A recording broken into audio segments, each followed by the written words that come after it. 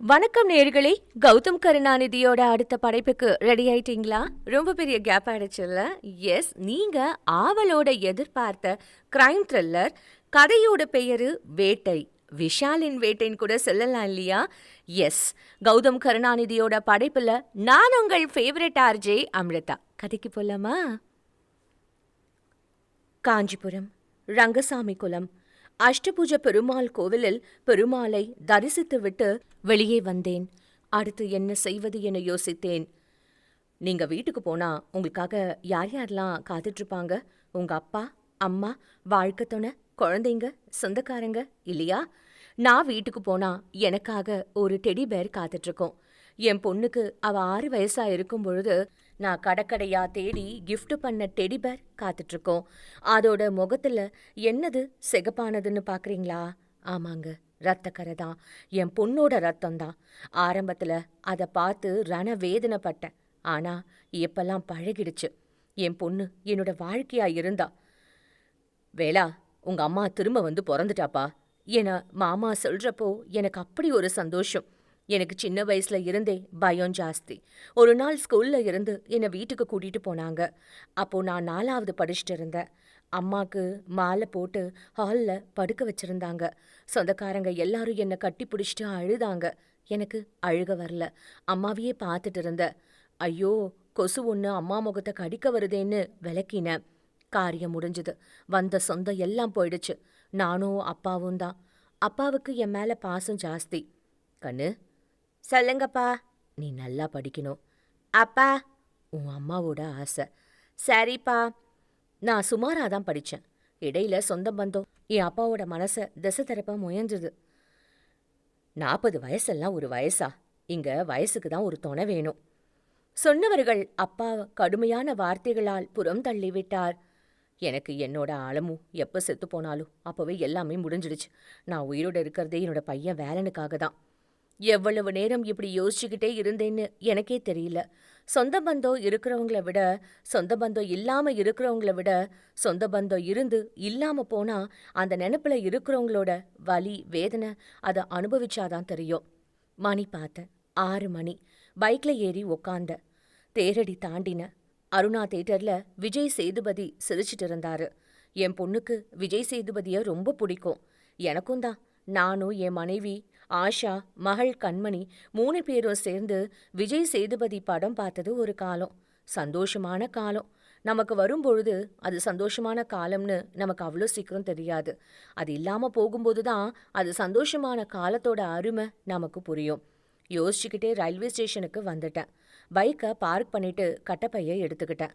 Beach ஸ்டேஷனுக்கு ஒரு ticket எடுத்தேன். ட்ரெயின் இன்னும் வரல. வெயிட் பண்ணேன். வேலா, அப்பா, உனக்கு நல்ல வேலை கிடைச்சிருக்குப்பா. ஸ்டேட் பேங்க்ல வேலை ரொம்ப மதிப்பானதுப்பா. அப்பாவின் முகத்துல மகிழ்ச்சியை பார்த்தபோது எனக்குள்ளும் மகிழ்ந்தேன். உனக்கு ஒரு நல்லது பண்ணிட்டா அலமு போன இடத்துக்கே நானும் போய் சேர்ந்துடுவேன்பா. அப்பா அடிக்கடி அப்படி சொன்னதால்தான் எனக்கு நல்லது நடக்க வேண்டும் என்று நான் எண்ணுவதில்லை. எனக்கு அப்பா வேண்டும். சிறு வயதிலிருந்து எனக்காக அப்பா மட்டும்தான் இருந்திருக்கிறார். அவரை நான் இழக்க தயாராகவில்லை. அப்பாவிற்கு என் மனம் புரிந்தது என்னவோ. அவரே எனக்காக பெண் பார்க்க தொடங்கிவிட்டார். வேலா, அப்பா, நாளைக்கு காலையில 10 மணிக்கு தயாராயிரு. எங்கப்பா? திருவண்ணாமலைக்கு கோயிலுக்கு போறோம்ப்பா. அவரை நம்பினேன். ஆனால் திருவண்ணாமலைக்கு வந்ததற்கு பின்புதான் தெரிந்தது பெண் வீட்டிற்கு என்னை அழைத்து வந்திருக்கிறார் என்று. என் மறுப்பை காட்டிக்க இயலாத நிலை. ஆஷா வந்து தேநீர் கொடுத்து நிமிர்ந்து பார்த்தேன். பார்த்ததும் பிடித்துவிட்டது. அப்பா என் முகம் பார்த்து என் சம்மதமை அறிந்து கொண்டார். அடுத்து வந்த சில மாதங்களில் எங்கள் திருமணம் இனிதே நடைபெற்றது. வேலா, சொல்லுங்கப்பா. நான் ஊருக்கு போறேன். எதுக்கு? நீங்க அங்க போய் தனியா இருக்கணும். எங்க கூடவே இருங்க. இல்லப்பா, உங்களுக்கும் ஒரு தனிமை வேணுமே. புதுசா கல்யாணம் ஆனவங்க. அதான். அவர் சொல்லும் பொழுது ஆஷா அங்கு வந்தாள். மாமா, நீங்க எங்கேயும் போக வேண்டாம். நீங்க எனக்கு அப்பா மாதிரி. நீங்க கூட இருக்கிறதுனால எங்க தனிமை கெட்டு போகாது. நான் உங்க பொண்ணு. நான் சொன்னா கேப்பீங்க இல்லையா? ஆஷா கேட்க அவர் எங்க 2 பேரையும் நிறைஞ்ச பார்வை பார்த்தார். ரொம்ப சந்தோஷமா இருக்கு. எங்க 2 பேரும் எப்பவும் நல்லா இருக்கணும் சொன்னார். மறுநாள் எந்திரிக்கவே இல்லை. ட்ரெயின் வர அறிவிப்பு கேட்டு மெல்ல எழுந்தேன். ட்ரெயின் வந்து நின்றது. ஏறிக்கொண்டேன். அபார்ட்மெண்ட் கிட்டத்தட்ட காலி. ஒரே ஒரு பொண்ணு மட்டும் மொபைல்ல பேசிட்டு இருந்தா.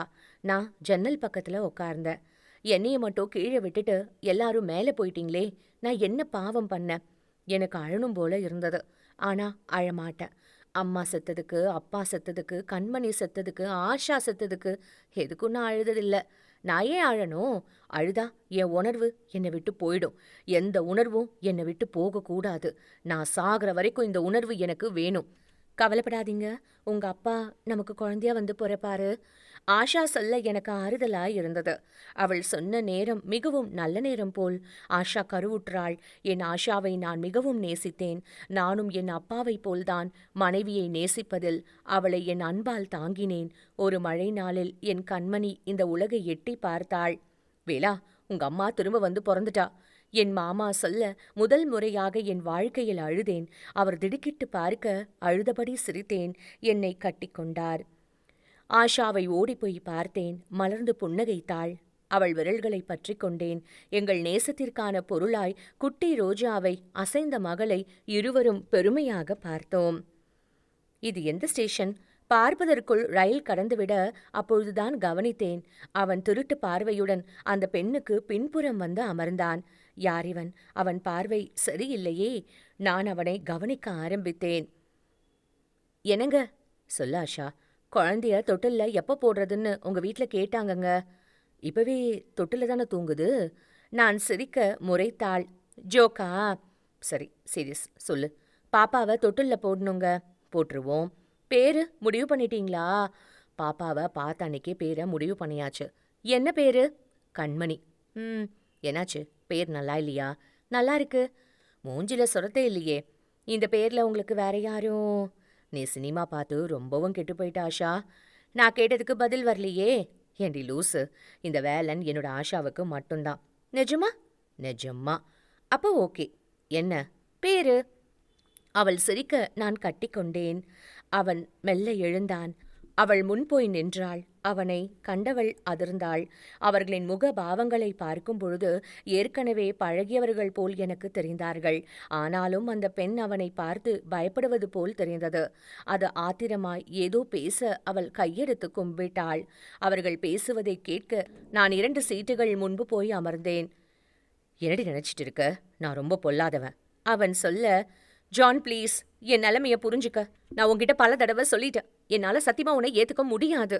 அவள் கெஞ்சினாள். முடியாதா? முடியாதா? அவன் வெறி பிடித்தவன் போல கத்தினான். அப்ப சாவடி. தான் மறைத்து வைத்திருந்த கத்தியை எடுத்தான். அவள் பதறி பின்வாங்கினாள். நான் எழுந்தேன். கட்டை பையை கையில் எடுத்துக்கொண்டேன். தம்பி, அவனை அழைத்தேன். யாரியா? திரும்பினேன். நீங்க பண்றது தப்பு தம்பி. நீ யாரியா அதை கேட்க?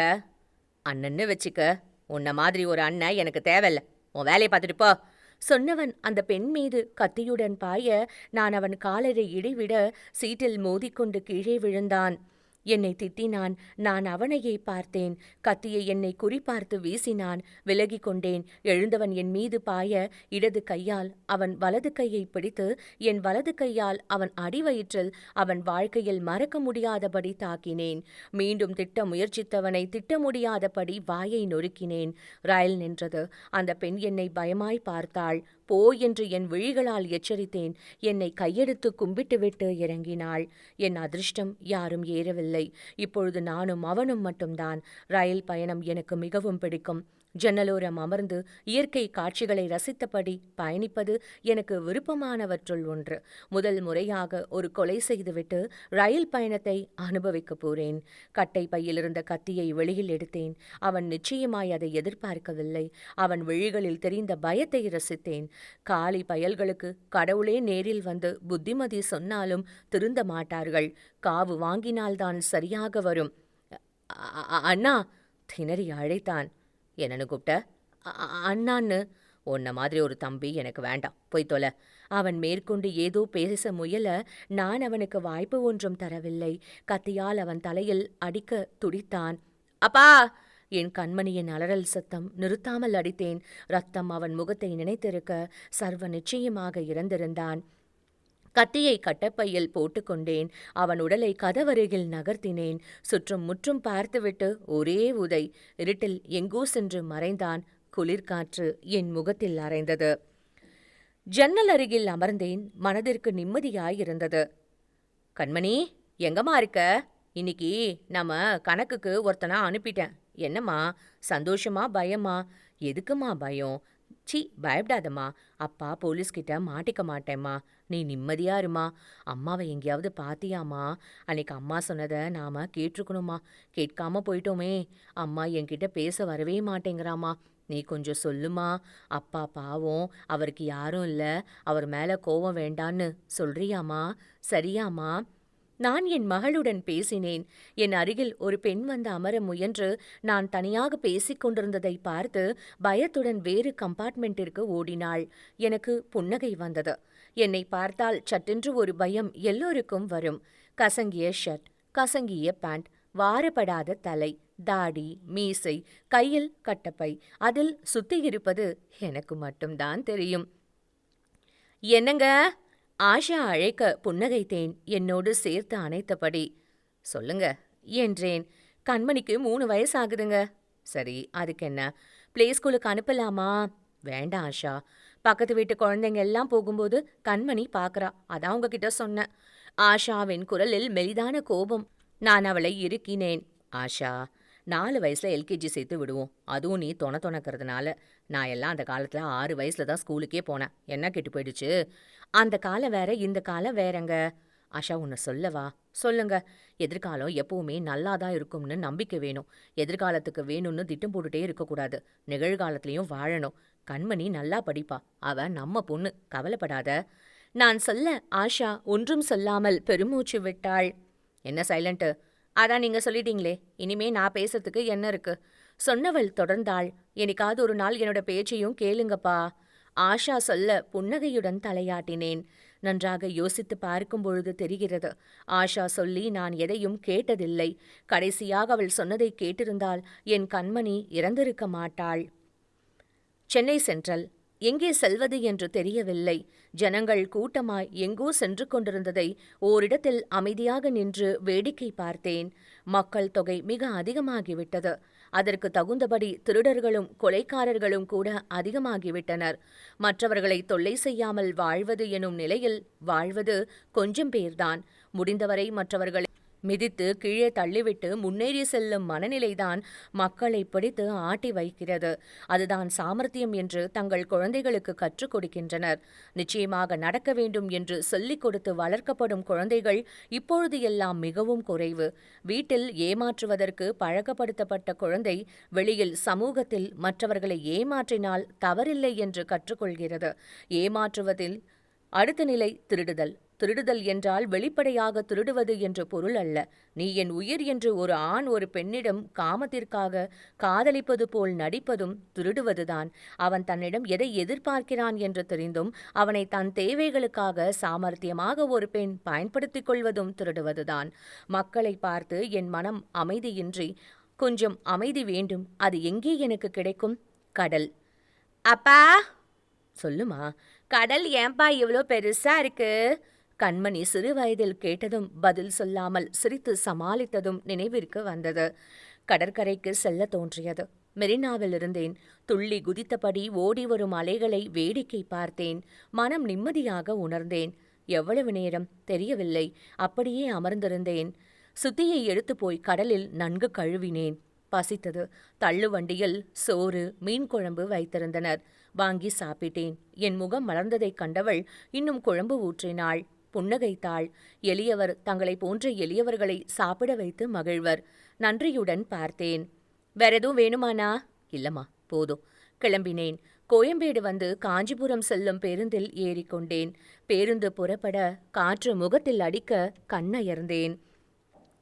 இன்ஸ்பெக்டர் தாமோதரன் தண்டவாளங்களின் நடுவில் இறந்து கிடந்த அந்த வாலிபன் மீது பார்வையை பதித்தவர், ஹாரிபிள் என்றபடி அருகில் நின்ற கான்ஸ்டபிளை அழைத்தார். கந்தசாமி சார், ஏதாவது கிடைச்சதா? இல்லை சார். இவன் தானா விழுந்து செத்தானா இல்லை கொலை பண்ணி போட்டிருப்பாங்களான்னு தெரியல. அதுக்கு முன்னாடி இவன் யாரு என்னன்னு கண்டுபிடிக்கணும். முகம் ஃபுல்லாக செதஞ்சிடுச்சு. இவனோட ட்ரெஸ்ஸில் பஸ்ஸில் ஏதாவது ஐடி கார்டு எப்படி ஏதாவது இருக்கான்னு பாருங்க. செக் பண்ணிட்டேன் சார், எதுவும் இல்லை. தாமோதரன் ஒன்றும் சொல்லாமல் சற்று தூரம் நடந்து சென்று பார்த்தார். இரத்தக்கரை ஒரு கல்லின் மீது தென்பட்டது. இவன் தானாகத்தான் விழுந்திருக்க வேண்டும். விழுந்த வேகத்தில் கல்லில் தலை அடிபட்டு முகம் சிதைந்து இருக்கலாம். அப்படியென்றால் இவனுடைய பர்ஸ் அல்லது இவன் கொண்டு வந்த ஏதாவது ஒன்று அருகில் ஏதாவது நிச்சயமாக விழுந்திருக்க வேண்டும். தனக்குள் எண்ணியவர் அந்த இடத்தை மீண்டும் தன் விழிகளால் அலசினார். ஒன்றும் கிடைக்கவில்லை. அடுத்து என்ன செய்வது என்று யோசித்தவர் அருகில் ஒரு கான்ஸ்டபிள் வந்தார். சார், ஆம்புலன்ஸ் வந்துடுச்சு. தாமோதரன் ஃபைல்ஸ் எடுத்துக்கொண்டு அசிஸ்டன்ட் கமிஷனர் அலுவலகத்திற்கு சென்றார். சார் வந்தாச்சா? முன்னால் அமர்ந்திருந்த பிஏவிடம் கேட்டார். எப்பயோ வந்துட்டாரு, உள்ளதா இருக்காரு. பிஏ சொல்ல தாமோதரன் உள்ளே சென்றார். விஷால் நிமிர்ந்தான். தன் பார்வையில் உள்ளே வர சொல்ல தாமோதரன் சல்யூட் அடித்தார். தலையசைத்து ஏற்றுக்கொண்ட விஷால் இருக்கையை காட்டினான். Any development? விஷாலின் பார்வையை சந்திக்க முடியாத தாமோதரன் தலையை மெல்ல தாழ்த்தியபடி சொன்னார். அது விபத்து மாதிரி தான் தெரியுது. இருக்கட்டும், ஆனா விக்டிம் டீட்டெயில்ஸ் தெரிஞ்சுதா? இல்லை சார். பாடி டிராயிங் நம்மோட ஐடி விங்கில் கொடுத்து படம் வரைஞ்சி கொடுக்க சொல்லுங்க. அப்படி உங்களுக்கு படம் கிடைக்கிறப்போ அது அந்த ட்ரெயின்லேயும் ரயில்வே ஸ்டேஷன்லேயும் ஒரு காப்பி ஓட்டுங்க. தெரிஞ்சவங்க பார்த்தா நம்மளை கூப்பிடுவாங்க. Yes sir. Mister Damodaran sir, அது ஆக்சிடென்ட் தானே சொல்கிறீங்களா? ஆமாம் சார். விக்டிம் ரயிலில் இருந்து கீழே விழுந்து கல்லை மோதி இருக்கிறதுனால தலை உடஞ்சிருக்கு சார். அப்படி நடந்திருந்தா விக்டிமோட பிளாக்கிங் ஏதாவது ஒன்று கண்டிப்பாக கீழே விழுந்திருக்கணும் இல்லையா? Yes sir. ஆமாம், நமக்கு எதுவுமே கிடைக்கலையே. Yes sir. போஸ்ட்மார்ட்டம் ரிப்போர்ட்டில் ஒரு விஷயம் கவனிச்சிங்களா? சார், விக்டிமோட இடது நெத்தியில் பலமான ஆயுதத்தால் தாக்கப்பட்டு மரணம். ஆமாம் சார். ஃபோட்டோஸ் பார்க்குறப்போ அவன் மல்லாக்கா விழுந்து தானே இருக்குது. அப்போது கல்லில் அடிபட்டிருந்தா அவனுக்கு தலையில் பின்னாடி தானே அடிபட்டு இருக்கணும். லாஜிக் படி அதுதான் சரியாக இருக்கும் இல்லையா? Yes sir. தாமோதரன் விஷாலை வியப்பாய் பார்த்தார். அந்த கம்பார்ட்மெண்ட்டில் வேற யாராவது ட்ராவல் பண்ணாங்களா இல்லையான்னு நமக்கு தெரியணும். விக்டிம் யாருன்னு தெரிஞ்சு அவனோட கான்டாக்டில் என்கொயரி பண்ணுறப்போ நமக்கு ஏதாவது மாட்டோம். Yes sir. காஞ்சிபுரம் ரயில்வே ஸ்டேஷனில் பார்க் செய்திருந்த பைக்கை எடுத்துக்கொண்டு வீட்டிற்கு செல்லலாம் என்று வெளியே வரவும் மழை பெய்யவும் சரியாக இருந்தது. ரோட்டிலிருந்த சொற்ப நபர்கள் மழைக்கு ஆங்காங்கே ஒதுங்க அவர்களை சிரிப்புடன் பார்த்து கொண்டு மழையில் நனைந்தபடி பைக்கை ஓட்டினேன். பாலாஜி தியேட்டர் வரும்பொழுது அவளை பார்த்தேன். மலங்க மலங்க விழிந்தபடி ஓடி வந்தவள் என் பைக் மீது மோதவிருந்த கடைசி நொடியில் பைக்கை திருப்பி நின்றேன். அவளை கேள்வியாய் பார்த்தேன். யாரு? அண்ணா, காப்பாத்துங்க. என்னாச்சு? ஃப்ரெண்டுன்னு நம்பி வந்த, தப்பா நடக்க பார்த்தான், தப்பிச்சிட்ட, துரத்துறாங்க. அவள் சொல்லும் பொழுது நீண்ட தூரத்தில் இருந்து இருவர் எங்களை நோக்கி ஓடி வந்தனர். யார் அதுல ஒரு ஃப்ரெண்டு? அலட்டிக் கொள்ளாமல் கேட்டேன். முதல்ல ஓடி வராரே அவர்தான். ப்ளீஸ் என்ன காப்பாத்துங்க. மழையில் தொப்பலாக நனைந்தபடி அவள் கேட்க நான் ஒன்றும் சொல்லவில்லை. இரவு நேரம், மழை நன்றாக பெய்கிறது. சாலையில் எரிய வேண்டிய விளக்குகள் எரியவில்லை. அரைக்குறை வெளிச்சத்தில் எங்கள் அருகில் வந்து நின்ற இருவரையும் பார்த்தேன். இருவர் முகங்களும் அளவுக்கு மீறிய பணத்தினால் சற்று கொழுத்திருப்பதாக எனக்கு தோன்றியது. எங்கடி இங்க நின்னுட்டு இருக்க? ஓடினா விட்டுருவோமா? அவள் நண்பன் அவள் கைப்பிடித்து இழுக்க கதறினாள். அண்ணா ப்ளீஸ்ண்ணா. யாரு? இவன் காப்பாத்த போறானா? நண்பனின் நண்பன் நக்கலாக பார்த்தான். நான் ஒன்றும் சொல்லாமல் அமைதியாக இருந்தேன். வாடி. அவளை நண்பன் இழுத்தபடி நடக்க முயற்பட்டவன் சத்தம் கேட்டு திரும்பி பார்த்தவன் அதிர்ந்தான். அவன் நண்பன் தலை இரண்டாய் உடைந்து ரத்தம் மழைநீரில் கலந்தபடி துடிக்க கத்தினான். செல்வா, என்னாச்சு? கேட்டபடி என்னை எட்டி உதைத்தான். வலிமையான உதை வலித்தது. வீட்டிற்கு போனதும் ஆயின்மெண்ட் போட்டுக்கொள்ள வேண்டும். டேய், யார்ரா நீ? அவன் என்னை அறைந்தான். சிரித்தேன். சட்டென்று அவன் இரு கால்களுக்கு இடையில் என் முழங்காலால் நெக்கென்று இடித்தேன். அவன் அம்மாவை சத்தமாய் அழைத்தபடி தரையில் விழுந்தான். ஏ பொண்ணு. அண்ணா. எதுக்கு நின்னுட்ருக்க? நான் தான் கொலைக்காரன்னு சாட்சி சொல்ல போறியா? அண்ணா. வீட்டுக்கு போ, நிம்மதியாரு. ஃப்ரெண்டுன்னு எவன் கூப்பிட்டாலும் அவன் வீட்டுக்கு போகக்கூடாது, புரியுதா? சரிண்ணா, போ. அவள் சென்றுவிட அவன் அருகில் சென்றேன். டேய், என்னை யாருன்னு தெரியாம விளையாண்டுட்ட. நீ எங்க இருந்தாலும் நான் உன்னை விடமாட்டேன்டா. சொன்னவனை சிரிப்புடன் பார்த்தேன். சுத்தியை உயர்த்தி அவன் தலைக்கு குறி வைத்தேன்.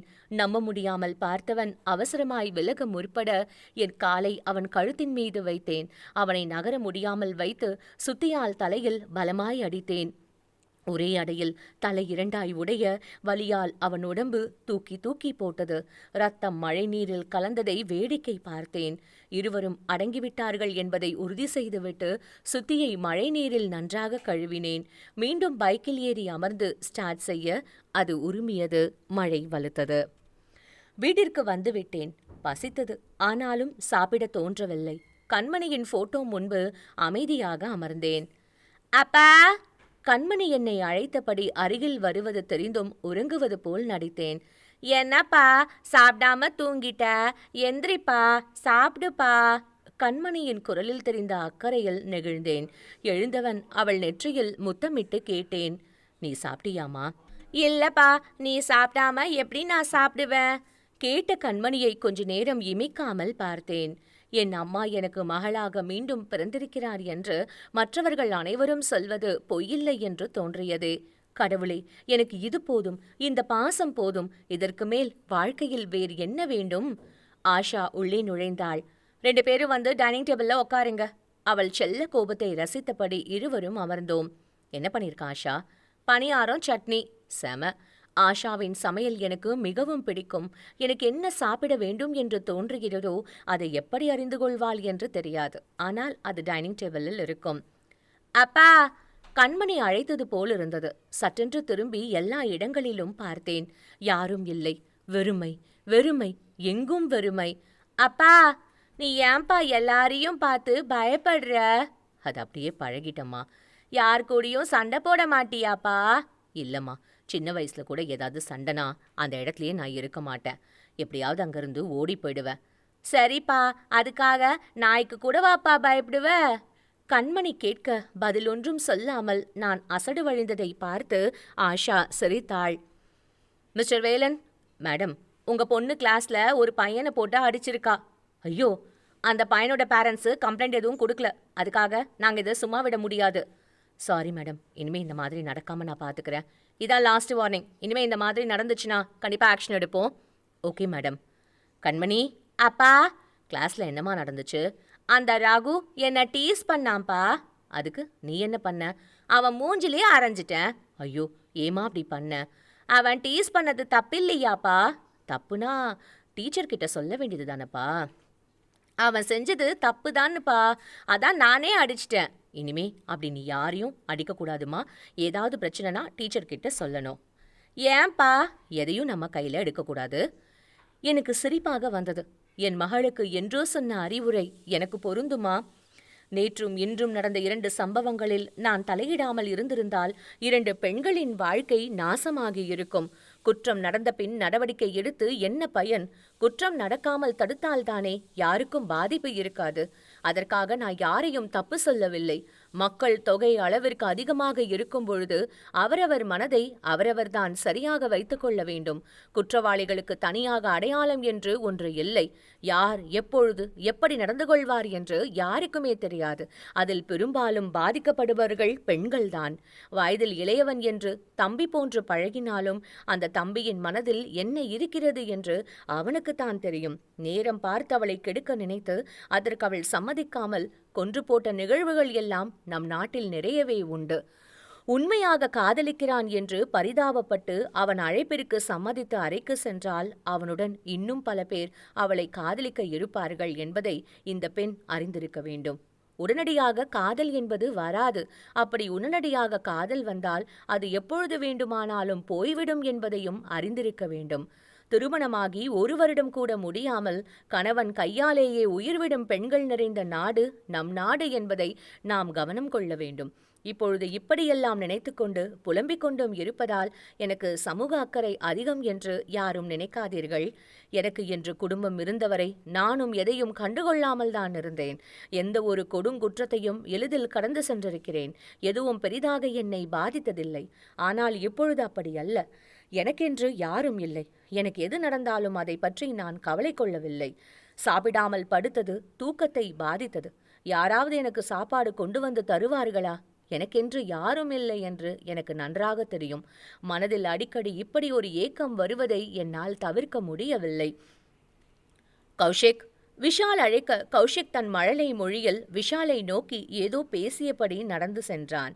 அவனை தூக்கி கொண்ட விஷால் அவன் கன்னத்தில் முத்தமிட ஆரத்தி பாசமாய் பார்த்தாள். என்னப்பா இன்னைக்கு இவ்வளோ லேட்டு? சிட்டியில் கிரைம் நாளுக்கு நாள் ஜாஸ்தி ஆகிட்டே இருக்கு. என்ன பண்ணுறது? இன்னைக்கு கூட நியூஸு காஞ்சிபுரத்தில் 2 பேர் மர்டர்னு பார்த்தேன். ஆளை பிடிச்சாச்சா? இல்ல ஆர்த்தி, மாட்டிடுவான் சீக்கிரமா. தலையை உடைச்சி சாகடிக்கிறது ரொம்ப கொடூரங்க. ஆர்த்தி சொல்ல விஷால் நிமிர்ந்தான். என்ன சொல்ற? புரியல. கொலை எப்படி? தலையில் அடிச்சா? ஆமா, விஷால் தன் மொபைல் எடுத்தான். இன்ஸ்பெக்டர் தாமோதரனுக்கு அழைத்தான். தாமோதரன், எங்க இருக்கீங்க? சார், வீட்ல இருக்கேன் சார். ட்ரெயின் நடந்த கொலைக்கும் காஞ்சிபுரத்தில் நடந்த ட்வின் மர்டர்ஸ்க்கும் சம்மந்தம் இருக்கிற மாதிரி தோணுது. பேட்டர்ன் ஒரே மாதிரி இருக்கு. சார், நீங்க ஒன்று பண்ணுங்க. சொல்லுங்க சார். காஞ்சிபுரத்தில் நடந்த கொலையை விசாரிக்கிறது யாருன்னு பாருங்க. அவர்கிட்ட பேசுங்க. 2 கொலைக்கும் வேற என்ன சிமிலாரிட்டிஸ் இருக்குன்றத ஸ்டடி பண்ணுங்க. Yes sir.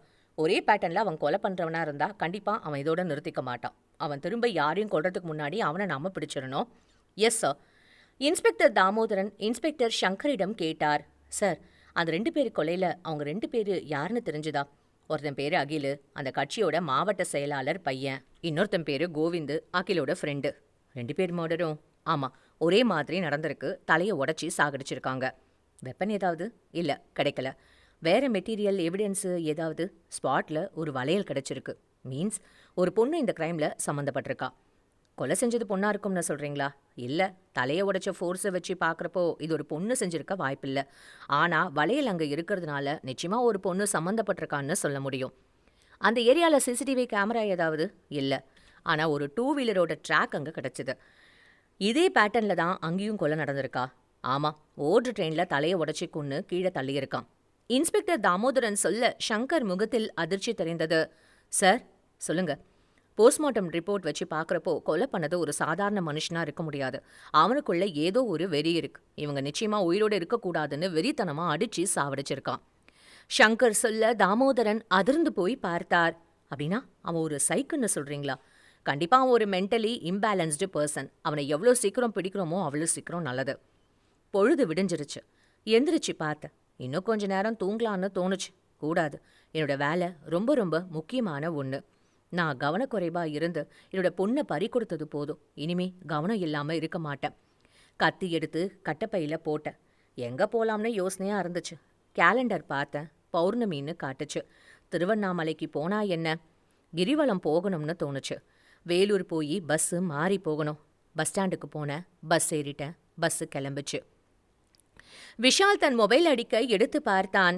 Hello, ACP sir, சொல்லுங்க. உங்களுக்கு ஒரு இன்ஃபர்மேஷன் சொல்கிறதுக்காக ஃபோன் பண்ணேன். நீங்கள் யார்? அது முக்கியம் இல்லை சார். நான் சொல்ல போகிற விஷயந்தான் ரொம்ப முக்கியம். சரி, சொல்லுங்க. வேலூர் போகிற பஸ்ஸில் ஒருத்தன் ஒரு மாதிரியாக உட்காந்துட்டு இருக்கிறத பார்த்தேன். என்ன சொல்கிறீங்க? அவனோட கட்டப்பையில் ஒரு சுத்தி சார். விஷால் அதிர்ந்தான். எப்போ பார்த்தீங்க? பார்த்த உடனே உங்களுக்கு ஃபோன் பண்ணி சொல்லிட்டு இருக்கேன். அந்த பஸ் எங்கே போகுது? Vellore sir. Okay mister, thanks for the information. விஷாலை பரபரப்பு தொற்றிக்கொண்டது. இன்ஸ்பெக்டர் தாமோதரனுக்கு அழைத்தான். சார், தாமோதரன், இப்போ காஞ்சிபுரம் பஸ் ஸ்டாண்டில் வேலூருக்கு போகிறதுக்காக ஒருத்தன் உள்ளே இருக்கான். ஆள் கொஞ்சம் வித்தியாசமாக இருக்கான். சார், ஃபாஸ்ட்டாக ரியாக்ட் பண்ணணும். அவன் எங்கேயும் இறங்கிடக்கூடாது. அவனை உடனே மடக்குங்க. S sir. தாமோதரன் சொன்னதும் உடனடியாக இன்ஸ்பெக்டர் சங்கர் கிளம்பி பஸ் ஸ்டாண்ட் வந்தார். அவர் முகத்தில் பதட்டம். ஒரு கண்டக்டரை அழைத்தார். கேட்டார், வேலூர் பஸ் எங்கே நிற்கும்? கொஞ்ச நேரம் முன்னாடி தான் சார் ஒரு பஸ்ஸு போச்சு. அடுத்த பஸ்ஸு 1/4 மணி நேரம் கழிச்சு வரும் சார். என்னையும் மீறி நான் தூங்கி இருந்தேன். வேலூர் பேருந்து நிலையத்தில் பஸ் நின்றிருக்க இறங்கிக் கொண்டேன். அப்பொழுது என் தோளில் யாரோ கை வைத்தார்கள். திரும்பி பார்க்க ஒரு கான்ஸ்டபிள். சார், அப்படி ஓரமா வாடா. சொன்னபடி என்னை இழுத்து சென்றார். போலீஸ் உஷாராகிவிட்டது என்று நினைக்கிறேன். மாட்டிக்கொள்வதை பற்றி எனக்கு ஒன்றும் பயமில்லை. ஆனால் இவ்வளவு சீக்கிரம் மாட்டிக்கொண்டால் எப்படி என்று மட்டும்தான் யோசனை ஓடியது. முகத்தை அப்பாவியாக வைத்து கொண்டேன். சொல்லுங்க சார். பைலனடா? சுத்தி சார். உன் பேர் என்ன? வேலன் சார். எங்கேருந்து வர? உஷாரானேன். எங்க பக்கத்தில் தான் சார் வீடு. என்ன பண்ற? கட்டட வேலை சார். இன்னைக்கு கொஞ்சம் இடிக்கணும், அதான். நான் என்ன சொன்னாலும் அதை நம்பாத முகபாவம் அவர் முகத்தில் தெரிந்தது. சரி வா. எங்க சார்? ஸ்டேஷனுக்கு போயிட்டு போலாம். எதுக்கு சார்? கேட்டு முடிக்கவில்லை. என்னை ஓங்கி அறைந்தார். நல்ல வலிமையான அறை. உள்ளே உப்பு கரித்தது, ரத்தம். இப்பொழுது என்ன செய்வது? இவர் மட்டும் தனியாக இருக்கும்பொழுது தப்பித்தால்தான் உண்டு. இன்னும் யாராவது சேர்ந்து கொண்டால் ஆபத்து. மெல்ல சிரித்தபடி அவரை ஏறிட்டேன். சார், என்னடா உங்க வீட்டில் யார் யார் இருக்காங்க? எது கேட்குற? எனக்கு யாருமே இல்லை சார். அதுக்கு? எனக்கு என்ன நடந்தாலும் பயம் இல்லை சார். நான் சொல்வதை புரியாமல் பார்த்தவர் முகத்தில் அவர் எதிர்பார்க்காத ஒரு நொடியில் அறைந்தேன். நிலை குலைந்து விழுந்தார். அங்கு நின்று கொண்டிருந்த சிலர் என்னை பிடிக்க முற்பட்டனர். நான் யாரிடமும் சிக்கவில்லை. சட்டென்று பஸ் ஸ்டாண்டிலிருந்து வெளியே வந்தேன். ஒரு துணிக்கடைக்குள் சென்றேன். டிஷர்ட் ஒன்று புதிதாக எடுத்து போட்டுக்கொண்டேன். ஏற்கனவே போட்டிருந்த சட்டையையும் கட்டை பையையும் ட்ரையல் ரூமில் வைத்தேன். மிக இயல்பாக நடந்து வெளியில் வர திருவண்ணாமலைக்கு செல்லும் பேருந்து வந்தது. ஏறிக்கொண்டேன். Kandasamy, are you alright? Sub inspector Dayalan கேட்க, மருத்துவமனையில் அனுமதிக்கப்பட்டிருந்த கான்ஸ்டபிள் கந்தசாமி தலையசைத்தார். சார், அவனை பிடிச்சாச்சா? இல்ல, தேடிட்டு இருக்கோம். அவன் ரொம்ப பயங்கரமான ஆள் சார். மீன்ஸ் ஒரே அடிதான் அடிச்சான். ஆனா மயக்கமாயிட்ட. அவனுக்கு ஸ்டாமினா ரொம்ப ஜாஸ்தி. எப்படி இருந்தான்? 5.5 அடி உயரம், மாநிறம், மஞ்சள் கலர் சட்டை, கருப்பு பேண்ட் போட்டிருந்தான். கையில கட்டப்பை சார். ஓகே. கந்தசாமி சொல்ல தயாளன் யோசித்தார். யார் அவன்? இப்பொழுது எங்கே இருப்பான்? அண்ணாமலையார் கோவிலுக்கு நான் வருவது இது 2ஆம் முறை. முதல் முறை வரும்பொழுது என்னுடன் என் கண்மணியும் இருந்தாள்.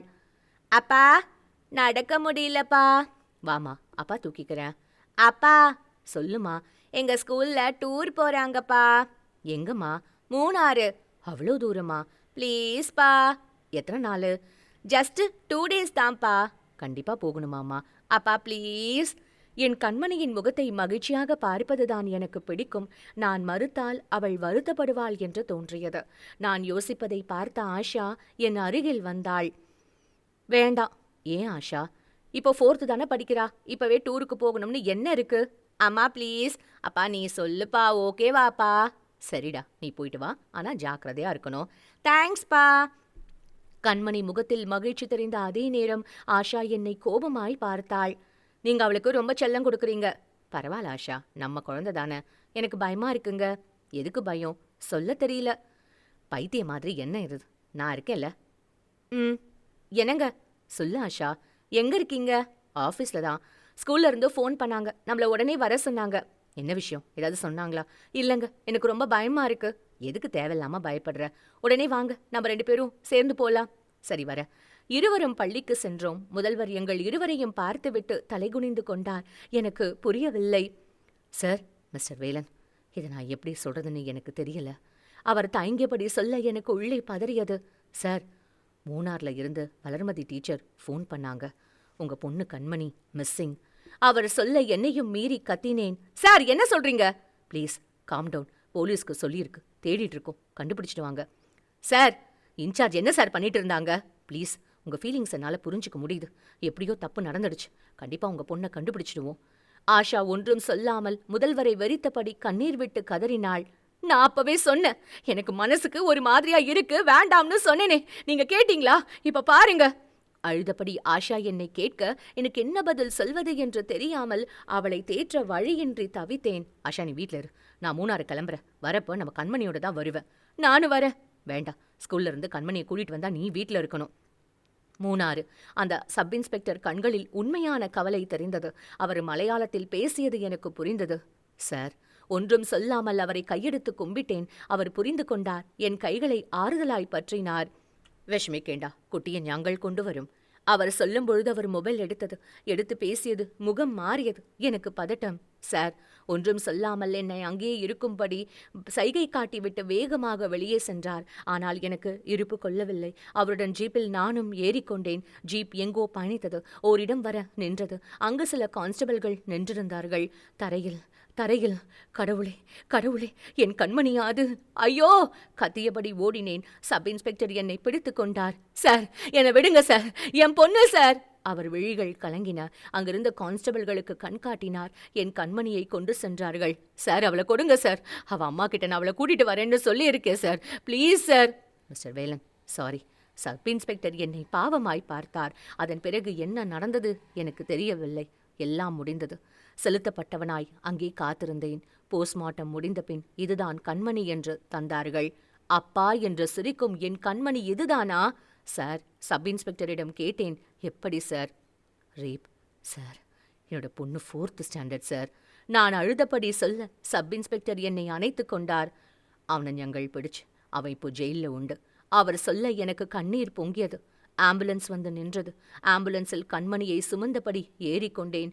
ஆஷாவிடம் போய் நான் என்ன சொல்ல முடியும்? ஆஷா, உன்னோட பேச்சை கேட்காம கண்மணியை நான் டூருக்கு அனுப்புனது என்னோட தப்பு. என்னை மன்னிச்சிடுமா. வழியெல்லாம் ஏதேதோ நினைத்தபடி, ஏதேதோ அரற்றியபடி வீட்டிற்கு வந்த எனக்கு ஆஷா அந்த கவலையை வைத்திருக்கவில்லை. நான் வருவதற்கு முன்பே பள்ளி மூலம் தகவலை கேள்விப்பட்டவள் கண்மணியை வரவேற்பதற்காக ஏற்கனவே சென்று விட்டாள். தரையில் கிடத்தப்பட்டிருந்த ஆஷாவின் முகத்தை சற்று நேரம் அமைதியாக பார்த்தேன். ஒரே ஒரு கேள்விதான் மனதிற்குள் ஓடிக்கொண்டே இருந்தது. ஆஷா, நான் பாவம் இல்லையா? என்னை பத்தி கொஞ்சம் கூட கவலைப்படாம இப்படி பண்ணிட்டியே. யாருப்பா? என்னாச்சு? ஒரு மாதிரி இருக்க. யாரோ ஒருவர் என்னிடம் கேட்கும் பொழுதுதான் நான் கிரிவல பாதையில் இருந்தது தெரிந்தது. அமைதியாக நடையை தொடர்ந்தேன். சார், வேலூர்ல அவனை பிடிக்கிறதுக்கு ட்ரை பண்ணியும் அவன் தப்பிச்சிட்டான் சார். இன்ஸ்பெக்டர் தாமோதரன் சொல்ல விஷால் ஒன்றும் சொல்லாமல் அவரை பார்த்தான். சார், இப்ப என்ன பண்றது?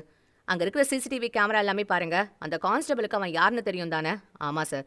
ஏதாச்சும் மாடுதான்னு பாருங்க. Vellore bus stand, Kanchipuram bus stand, Koyambedu, Vandavasi, Arani, Tiruvannamalai bus stand இங்கெல்லாம் போலீஸை கொஞ்சம் கவனமா இருக்கணும்னு மெசேஜ் அனுப்புங்க. Yes sir. அவன் கொலை பண்ண 3 பேர் பத்தி கம்ப்ளீட்டா விசாரணை பண்ணணும். ஏதாவது லிங்க் இருக்கான்னு பாருங்க. Yes sir. ப்ரிலிமினரி இன்வெஸ்டிகேஷன் பண்ணியாச்சா? Yes sir. ட்ரெயினில் செத்து போனது ஜான்னு ஒரு யங்ஸ்டர். அதே மாதிரி காஞ்சிபுரத்தில் செத்து போனதும் 2 இளைஞர்கள். அப்போ அவன் கொலை பண்ண 3 பேருமே யங்ஸ்டர்ஸ் தான் இல்லையா? ஆமாம் சார். அவங்க கேரக்டர் எப்படின்னு விசாரிங்க. Yes sir. Any other information? Vishal கேட்க தாமோதரன் தயங்கினார். என்ன விஷயம் சொல்லுங்க தாமோதரன். சங்கர் சார் சொல்றத வச்சு பார்க்குறப்போ அவன் ஒரு மனநல பாதிக்கப்பட்டவனா தெரியுது sir. You mean psycho? Yes sir. அப்படின்னா இன்னும் ஆபத்து ஜாஸ்தி. அவன் எங்கெல்லாம் இருக்கானோ அங்கெல்லாம் கண்டிப்பாக கொலை நடக்கும். விஷால் சொல்ல தாமோதரன் அதிர்ச்சியாய் பார்த்தார். கிரிவலம் முடிஞ்சு வெளியில வரப்போ இருட்டுடுச்சு. ரொம்ப நாளைக்கு அப்புறம் அண்ணாமலையார் தரிசனம் பண்ண நிம்மதியில நல்லா சாப்பிட்டேன். பஸ் ஸ்டாண்டுக்கு போய் பஸ் ஏற தயக்கமா இருந்துச்சு. போலீஸ் இந்நேரம் என்னை தேடிட்டு இருப்பாங்க. அப்படியே ஊருக்கு போறதா இருந்தாலும் ஒரு ஸ்டாப் தள்ளி போய் ஏறணும். பஸ் ஸ்டாண்டுக்கு போகக்கூடாது. ஆமா, இப்படி நைட்ல வீட்டுக்கு போய் நான் என்ன பண்ண போறேன்? அப்படியே கொஞ்ச நேரம் சுத்திட்டு இருப்போம்.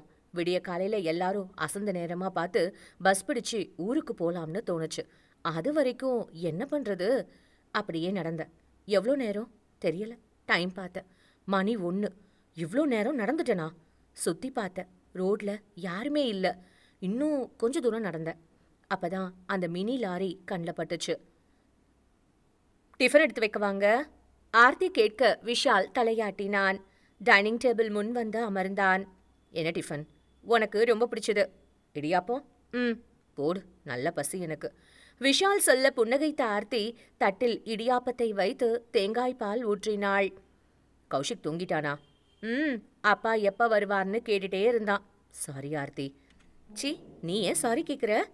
இல்லை, இப்பெல்லாம் வீட்டை சரியா கவனிக்க முடியாம போகுதாதான். நான் இருக்கேன்ல, நான் பார்த்துக்கிறேன்ப்பா. நீ நிம்மதியா வேலை செய்யு. ஆர்த்தி சொல்ல அவளை பாசமாய் பார்த்தான் விஷால். ஆர்த்தி, உனக்கு என் மேல கோவம் இல்லையே? எதுக்கு கேட்டேன். நீ என் கூட இல்லைனா நான் உன்னை ரொம்ப மிஸ் பண்ணுவேன். இல்லைன்னு சொல்ல முடியாது. ஆனா எனக்கு ஏசிபி விஷால் தான் ரொம்ப பிடிக்கும். சொன்ன ஆர்த்தியை அணைத்தபடி குறும்பாய் கேட்டான் விஷால். அப்படியா மேடம்? ஆமா சார். இன்னைக்கு மேடத்தை கவனிக்கலாமா? கவனிக்கலாம். முதல்ல சாப்பிடுங்க சார். ஆர்த்தி விஷால் மாதிரியே சொல்ல விஷால் சிரித்தான்.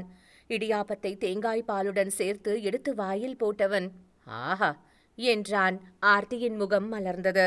அவன் சாப்பிடுவதை ரசித்தவளுக்கு ஊட்டினான். விஷால், நீ எப்பவுமே என் மேல பாசமா இருப்பியா? அதுக்கு தானே ஜென்மமே எடுத்திருக்கேன். ஏன் சந்தேகம்? விஷால் கேட்க ஆர்த்தி முகம் மலர்ந்து அவனை பார்த்தாள். என்ன அப்படி பார்க்குற? இப்போ எனக்கு தான் உன்னை செம்மையா கவனிக்க தோணுது. ஆர்த்தி குறும்பாய் சிரித்தபடி சொல்ல விஷால் அவளை அணைத்து கொண்டான். மினி லாரி வாழைத்தார்கள் ஏற்றிக்கொண்டு சாலையில் வந்து கொண்டிருந்தது. இரவு நேரத்திற்காக நின்றிருந்த 2 கான்ஸ்டபிள்கள் அதை பார்த்தனர். குமார், சொல்லு ரவி, எவனோ ஒருத்தன் வரான், அவனை ஓரங்கட்டு. குமார் கை காட்ட மினி லாரி சாலையிலிருந்து ஒதுங்கி நின்றது. டிரைவர் எட்டி பார்த்தார். குமார் உள்ளே பார்க்க டிரைவருடன் 2 பெண்கள் அமர்ந்திருந்தது தெரிய வந்தது. ஒரு இளம்பெண், ஒரு நடுத்தர வயது பெண். யாரியா? நீ எங்கேருந்து வர? ஆந்திரா சார். இவங்க 2 பேரும் யாரு? என்னோட அக்காவும் அக்கா பொண்ணும் சார். என்ன கதை விடுறியா? எங்கேருந்து பிடிச்ச இவங்கள சொல்லு. சார், வண்டியில் லோடு இருக்குது, வாழைத்தாரு. மார்க்கெட்டில் லோடு இறக்கி வச்சுட்டு நாங்கள் கோயிலுக்கு போகிறதுக்காக வந்திருக்கோம். அக்காவும் அக்கா பொண்ணும் அண்ணாமலையார் கோவிலில் கிரிவலம் போகணும்னு வந்திருக்காங்க. முதல்ல 3 பேர் கீழே இறங்குங்க. அவர்கள் இறங்கினார்கள். சற்று தூரத்தில் இருந்த ரவி அங்கே வந்து குமாருடன் இணைந்தான். என்ன நடக்குதுங்க? தலையிட்டு வந்துட்டு நம்மகிட்ட போய் சொல்லிட்டு இருக்கான். குமார் சொல்ல டிரைவர் ஆத்திரமாய் கத்தினார். சார், மரியாதையா பேசுங்க. நாங்கள் கோவிலுக்கு வந்திருக்கோம். அப்படியா? சரி, இவங்க 2 பேரையும் நாங்கள் எங்கள் பைக்கில் கூட்டிகிட்டு போயிட்டு கோவிலில் விட்டுடுறோம். நீ லோடு இறக்கி வச்சுட்டு வா. முடியாது சார். என்னடா முரண்டு பண்ணுற? நான் சொன்னதை செய்யலைன்னு வெய்யி, உன் ஊருக்கு நீ போக முடியாது. இங்கேயே கஞ்சா கேஸ் போட்டு உன்னை உள்ளே வச்சிருவேன். பாக்குறியாடா பரதேசி? குமார் சொல்ல டிரைவர் ஒன்றும் சொல்ல முடியாமல் தவித்தான். ரவி, குமார் இருவரும் அந்த 2 பெண்களை தங்கள் பைக்குகளில் ஆளுக்கு ஒருவராக ஏற்ற சொல்ல அவர்கள் கையெடுத்து கும்பிட்டபடி தெலுங்கில் கெஞ்சினர். சார், நாங்க கோயிலுக்கு போறதுக்கு வந்திருக்கோம் சார், விட்டுடுங்க சார். இப்ப நீங்க 2 பேரும் ஏறலனா 3 பேரையும் அரெஸ்ட் பண்றதை தவிர வேற வழி இல்ல. ரவி சொல்ல 2 பெண்களும் பயந்தனர். நாங்க ஏறிடுறோம் சார். அந்த 2 பெண்களும் ஏறிக்கொள்ள ரவி, குமார் இருவரும் தங்கள் பைக்குகளை ஸ்டார்ட் செய்தனர். ஒருவரையொருவர் கபடமாய் பார்த்து புன்னகைத்துக் கொண்டனர். சற்று தூரம் சென்ற பிறகு ஆள் அரவமற்ற ஒரு இடம் வர பைக்குகளை நிறுத்தினர். இறங்குங்க. அவர்கள் சொல்ல அந்த 2 பெண்களும் குழப்பமாய் சுற்றுமுற்றும் பார்த்தபடி இறங்கினார்கள். ரவி இளம்பெண் தோள் மீது கை வைத்தான். அவன் உத்தேசத்தை அறிந்தவள் பதறியபடி அம்மாவின் அருகில் வந்து நிற்க, ரவிக்குமார் இருவரும் அந்த இளம்பெண்ணை தரதரவென்று பிடித்து இழுத்தபடி சென்றனர். நடப்பதை தடுக்க முடியாமல் அவள் அம்மா பதறினார், தெலுங்கில் கெஞ்சினார். அவரை கண்டுகொள்ளாத 2 பேரும் அவர் கண்முன்னே இளம்பெண்ணை தரையில் கிடத்த அவள் அலறினாள். அந்த மினி லாரிக்கு பக்கத்துல போனேன். யாருன்னு தெரியல, ஒருத்தன் கீழே விழுந்து கிடந்தான். என்னை பார்த்ததும் என்னமோ தெலுங்குல சொன்னான். கையெடுத்து கும்பிட்டான். ஏதோ வில்லங்கம்னு புரிஞ்சுது. ஆனா என்னன்னு சரியா புரியல. அவன்கிட்ட என்ன நடந்ததுன்னு தமிழ்ல கேட்டேன். அவன் பதட்டமா ஒரு சைடு ரோட கை காட்டி என்னமோ சொன்னான். அப்பதான் ஒரு பொண்ணோட அலறல் சத்தம் கேட்டுச்சு. வேகமா ஓடினேன். யாரோ ஒரு வயசான அம்மா கத்திட்டு இருந்தாங்க. அவங்க முன்னாடியே ஒரு சின்ன பொண்ணுகிட்ட 2 போலீஸ்காரங்க தப்பா நடங்க பார்த்துருக்காங்க.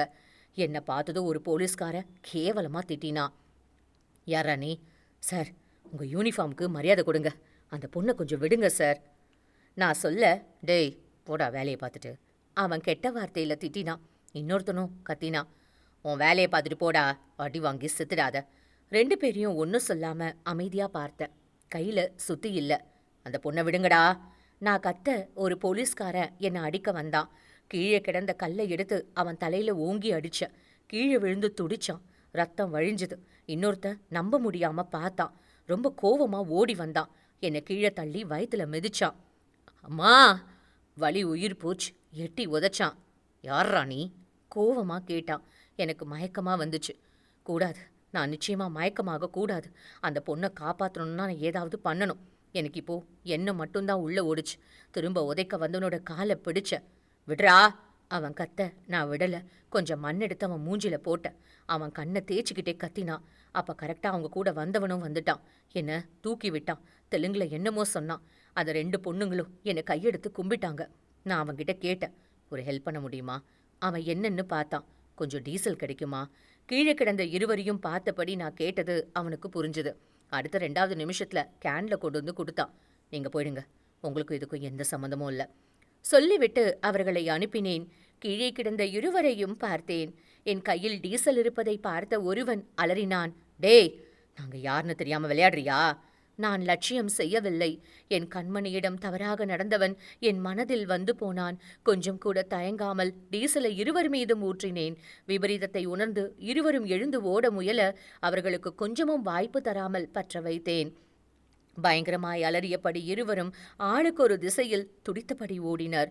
சற்று நேரத்தில் தரையில் விழுந்து எரிந்தனர். அவர்கள் எரிவதை பார்த்து எனது மனம் திருப்தியானது. மை காட், என்ன சொல்றீங்க?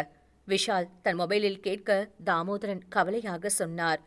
இந்த முறை செத்து போனது 2 போலீஸ்காரங்க சார். எப்படி? டீசல் ஊற்றி எரிச்சு கொண்டு இருக்கான் சார். அப்படின்னா அவன் தான் காரணம்னு சொல்றீங்களா? அது உறுதியாக சொல்ல முடியல சார். அவனா இருக்கலாம், இல்லைனா வேற யாராவது கூட இருக்கலாம். அதை போலீஸ்காரங்க செத்து போன இடத்துல வேற ஏதாவது தடயம் இருக்கா சார்? ஃபாரன்சிக் எவிடன்ஸ் குறிப்பாக ஒன்றும் கிடைக்கல சார். தாமோதரன், சொல்லுங்க சார். நாம் இன்னும் கொஞ்சம் கவனமாக இருக்கணும், இல்லைனா அவனை தடுக்க முடியாது. புரியுது சார். நீங்கள் ஒன்று பண்ணுங்க. சொல்லுங்க சார். நான் இப்போ கிளம்பி வரேன். சார் நீங்களா? நீங்கள் எதுக்கு சார்? பரவாயில்ல, நான் நேராக வரேன், நீங்களும் அங்கே வந்துடுங்க. Yes sir. தாமோதரனிடம் பேசிவிட்டு கிளம்பிய விஷாலை ஏறிட்டாள் ஆர்த்தி. என்னப்பா, நீயே போகணுமா? சரி, போயிட்டு வா. ஆர்த்தியின் நெற்றியில் முத்தமிட்ட விஷால் வெளியே வந்தான். தன் காரில் ஏறி அமர்ந்தான். ஸ்டார்ட் செய்தான். திருவண்ணாமலை மாவட்ட கண்காணிப்பாளர் அலுவலகம். விஷால் தன் காரிலிருந்து இறங்க இன்ஸ்பெக்டர் தாமோதரன் சல்யூட் செய்தார். இருவரும் உள்ளே நுழைந்தனர். டிஎஸ்பி அருண் எழுந்து வரவேற்றார். வாங்க சார். ஆளை பிடிச்சாச்சா? விஷால் கேட்க அருண் பெருமூச்சு விட்டபடி சொன்னார். இன்னும் இல்லை. ரொம்ப ஆச்சரியமா இருக்கு சார். ஒருத்தன் எப்படி இன்னும் போலீஸ்கிட்ட மாட்டாம இருக்கான்னு. அதை விட ஆச்சரியம் அவன் 2 போலீஸ்காரங்கள எரிச்சு கொன்னது. விஷால் சொன்னதில் தெரிந்த கோபம் புரிந்த அருண் தொடர்ந்தார். சிட்டி ஃபுல்லா டைட் பண்ணியாச்சு. அவனால எங்கேயும் போக முடியாது. சார், நாம ஒரு விஷயத்த நல்லா புரிஞ்சுக்கணும். அவனுக்கு இங்க தான் போகணும்னு எந்த ஒரு குறிக்கோளும் இல்ல. விஷால் சொல்ல அருண் புரியாமல் பார்த்தார். என்ன சொல்றீங்க? He is mentally imbalanced person. உண்மையை சொல்ல போனா அவனுக்கு எந்த நோக்கமும் இல்ல. அவன் இருக்கிற இடத்துல யாரை வேணாலும் கொலை பண்ணுவான். மீன்ஸ் நாங்க விசாரிச்ச வரைக்கும் ட்ரெயின்ல ஒரு கொலை, காஞ்சிபுரத்துல 2 கொலை, இப்போ இங்க 2 கொலை. செத்து போனவங்களுக்கு எந்த ஒரு கனெக்ஷனும் இல்ல. இதெல்லாம் எதுக்கு பண்றான்? அவனுக்கு என்ன வேணும்? ஆனா இதெல்லாம் நமக்கு தெரியறதுக்கு முன்னாடி அவன் இன்னும் கொலை பண்ணிட்டு போய்கிட்டே இருப்பான். அவனை எப்படியும் பிடிச்சாகணும். விஷால் சொல்ல அருண் தலையாட்டியபடி சொன்னார். சிட்டி ஃபுல்லா போலீஸ் ஃபோர்ஸ் இருக்கு. அவன் எப்படியும் மாட்டுவான். சொன்ன அருணை பார்த்த விஷால் கேட்டான். ஒருவேளை நீங்க நினைக்கிற மாதிரி அவன் சிட்டில இல்லனா? விஷால் கேட்க அருண் அதிர்ந்தார். இது எந்த இடம்னு எனக்கு தெரியல. ஏதோ ஒரு காட்டு பாதைன்னு மட்டும் தெரியுது. இது நான் ரொம்ப கவனமா இருக்க வேண்டிய நேரம். ஏற்கனவே செஞ்ச கொலை மாதிரி இதை கண்டிப்பா போலீஸ் பார்க்காது. 2 போலீஸ்காரங்களை எரிச்சு கொன்னிருக்கேன். என்னதான் அவங்க தப்பு பண்ணாலும் அது வெளியில தெரியாது. நான் கொலை பண்ணது தான் தெரியும். இப்போ நான் உங்ககிட்ட மாட்டினா அவங்க என்னை நிச்சயம் கொன்னுடுவாங்க. சாகிறதுக்கு நான் பயப்படல. ஆனால் எனக்கு இன்னும் நிறைய வேலை இருக்கு. வேலையை முடிக்காம அவ்வளோ சீக்கிரம் நான் சாக மாட்டேன். ஏதோ ஒரு 2 வீலர் வர சத்தம் கேட்டுச்சு. பார்த்தேன். என் பக்கத்தில் வந்த 2 வீலர் நின்னுச்சு. யாரு? கேட்டவனை ஒன்றும் சொல்லாமல் பார்த்தேன். வண்டியில ஏறு, கொண்டு போய் விடுறேன். அவன் கருணையாய் சொல்ல, எங்க? தேவிகாபுரம். எனக்கு அவன் சொன்ன ஊர் எங்கே இருக்கிறது என்று தெரியாது. இருந்தாலும் அவனுடன் சென்றால் போலீசிடம் மாட்டாமல் வேறு ஊருக்கு சென்று விடலாம் என்ற எண்ணம் அவன் பைக்கில் என்னை ஏற வைத்தது. ஏறிக்கொண்டேன். சுமதி. உதய் அழைக்க சுமதி திரும்பினாள். யாராச்சும் ஓகே ஆனாங்களா? ஆயிடுவா. எப்போ? சீக்கிரமா. சுமதி சொல்ல அவள் மொபைல் அடித்தது. யார் அழைக்கிறார்கள் என்று பார்த்து சுமதியின் முகம் மலர்ந்தது. நிமி, சொல்லுமா. அக்கா, என்னால முடியல. என்னமாச்சு? சொல்லுமா. அவர் என்னை ரொம்ப கொடுமைப்படுத்துறாரு. நீ தைரியமா இருக்கணும். உனக்கு நாங்க இருக்கோம். எனக்கு உண்மையா என்ன பண்றதுன்னு தெரியலக்கா. நீ இப்ப எங்க இருக்க? வீட்லக்கா. நீ கிளம்பிங்க வா, நேரா பேசலாம். சரிக்கா. சொன்ன நிம்மி போனை வைத்துவிட சுமதி கபடமாய் உதயை பார்த்து சிரித்தாள். உதய், அநேகமா உன்னோட காட்டுல மழைன்னு நினைக்கிறேன். அப்படின்னா மாட்டிக்கிட்டா. செம. சற்று நேரத்தில் ஒரு ஆட்டோவில் நிம்மி வந்து இறங்கினாள். நிம்மி உள்ளே வர தயாராக காத்திருந்த சுமதி அவளை உள்ளே அழைத்து சென்றாள். உள்ளே வந்த நிம்மி உதயை தயக்கமாய் பார்க்க அவன் ஜென்டிலாக இருப்பது போல் நடித்தான். சுமதி, நீங்க வேணா பேசுங்க, நான் வெளியில வெயிட் பண்றேன். சொன்னபடி அவன் அறையை விட்டு வெளியேற சுமதி புரிந்து கொண்டு சிரித்தாள். என்ன சாப்பிட்ற நிம்மி? எதுவும் வேண்டாங்க்கா. சரி சொல்லு, என்ன உன்னோட பிரச்சனை? உங்களுக்கு ஏற்கனவே தெரிஞ்சது தானக்கா. காசு பணம் இருக்குன்னு எங்க வீட்ல வயசு வித்தியாசம் பார்க்காம இவருக்கு கல்யாணம் பண்ணி கொடுத்துட்டாங்க.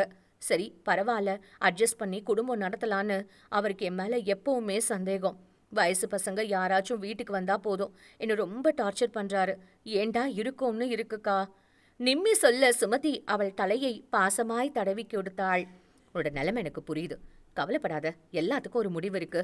உங்ககிட்ட பேசினா எனக்கு கொஞ்சம் ஆறுதலா இருக்குக்கா. மற்றபடி என்னோட வாழ்க்கையில எனக்கு விடிவுன்றது இல்லாமையே போயிடுச்சுக்கா.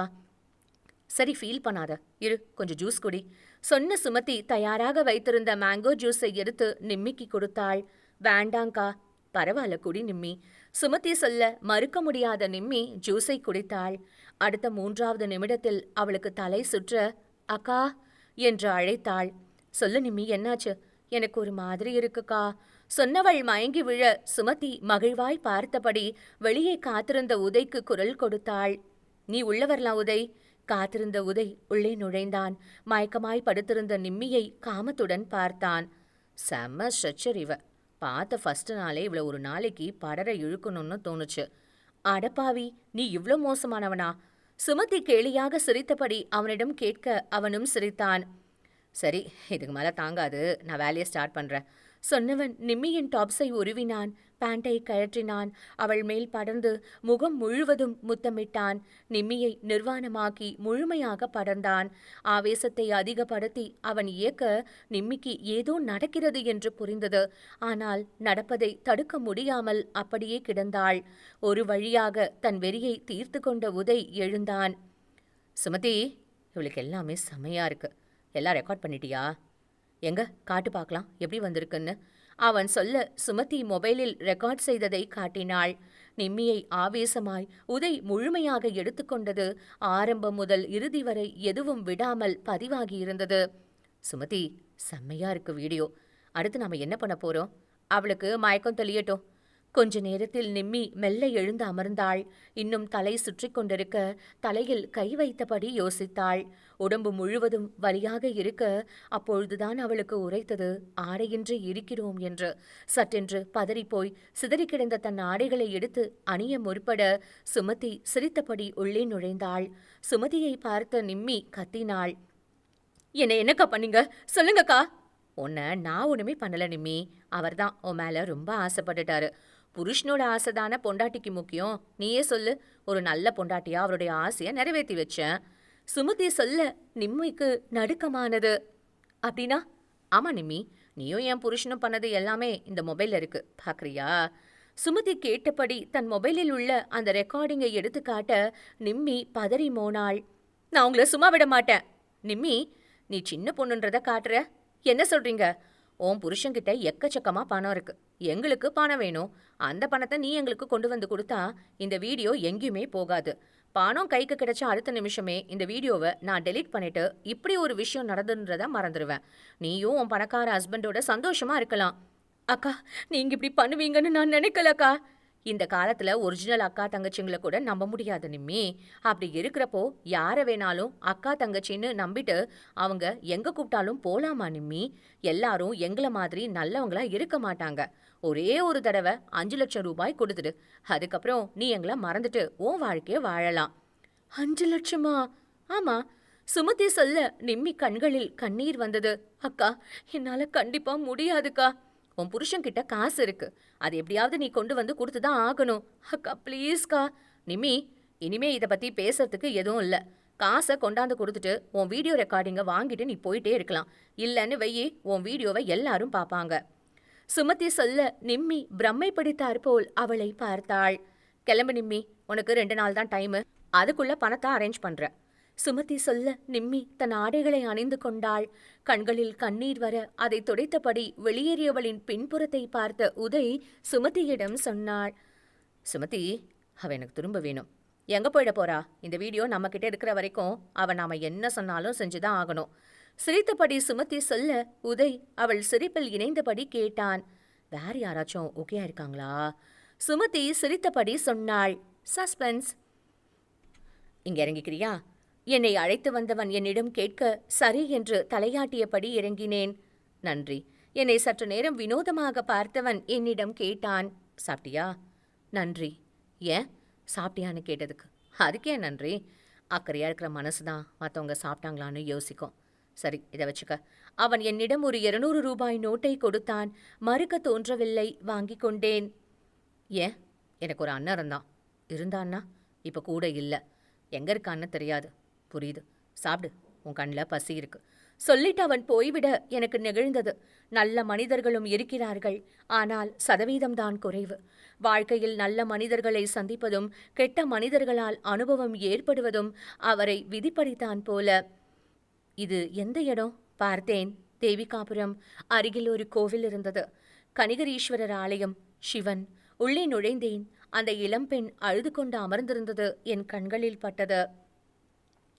விஷால் சிசிடிவி கேமராக்களில் பதிவானவற்றை உற்று பார்த்தான். ஒன்றில் அவன் தூரமாய் நடந்து வருவதை கண்டான். முகம் தெளிவா இல்லையே. விஷால் சொல்ல வேறு விஷுவல் காட்டப்பட்டது.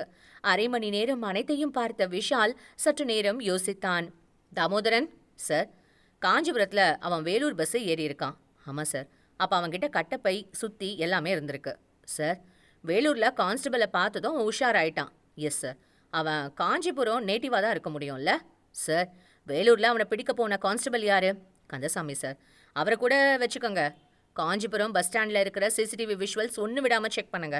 அவன் கண்டிப்பாக மாட்டுவான். ஆள் யாருன்னு தெரிஞ்சதும் இமீடியட்டாக எனக்கு ஃபோட்டோ ஃபார்வர்ட் பண்ணுங்க. Yes sir. அவன் யாரு என்னன்னு அங்கே இருக்கிறவங்க கிட்ட ஃபோட்டோ காட்டி விசாரிங்க. Yes sir. தாமோதரன் சார், அவன் அடுத்த கொலை பண்ணுறதுக்குள்ளே நாம் அவனை பிடிச்சிருக்கணும். Yes sir. ஹரிணி. தன்னை யார் அழைக்கிறார்கள் என்று நிமிர்ந்த 12ஆம் வகுப்பில் படிக்கும் ஹரிணி எதிரில் நின்ற சுமதியை குழப்பமாய் பார்த்தாள். யாருங்க? ஹரிணி தானே நீ? ஆமா. உங்க அம்மா ஜானகியும் நானும் ரொம்ப க்ளோஸ் ஃப்ரெண்ட்ஸ். சுமதி சொல்ல அருணியின் கண்கள் கலங்கின. அம்மாக்கு இந்த மாதிரி நிலைமை வந்திருக்க கூடாதுமா. அம்மாவோட காரியத்துக்கு எப்படியாவது வரணும்னு ரொம்ப முயற்சி பண்ண, என்னால வர முடியாம போயிடுச்சு. சொன்ன சுமதி தன் கண்களில் வழிந்த கண்ணீரை துடைத்துக்கொள்ள ஹரிணி நெகிழ்ந்தாள். அழாதீங்க ஆண்டி, ப்ளீஸ். முடியலம்மா, என்னால முடியல.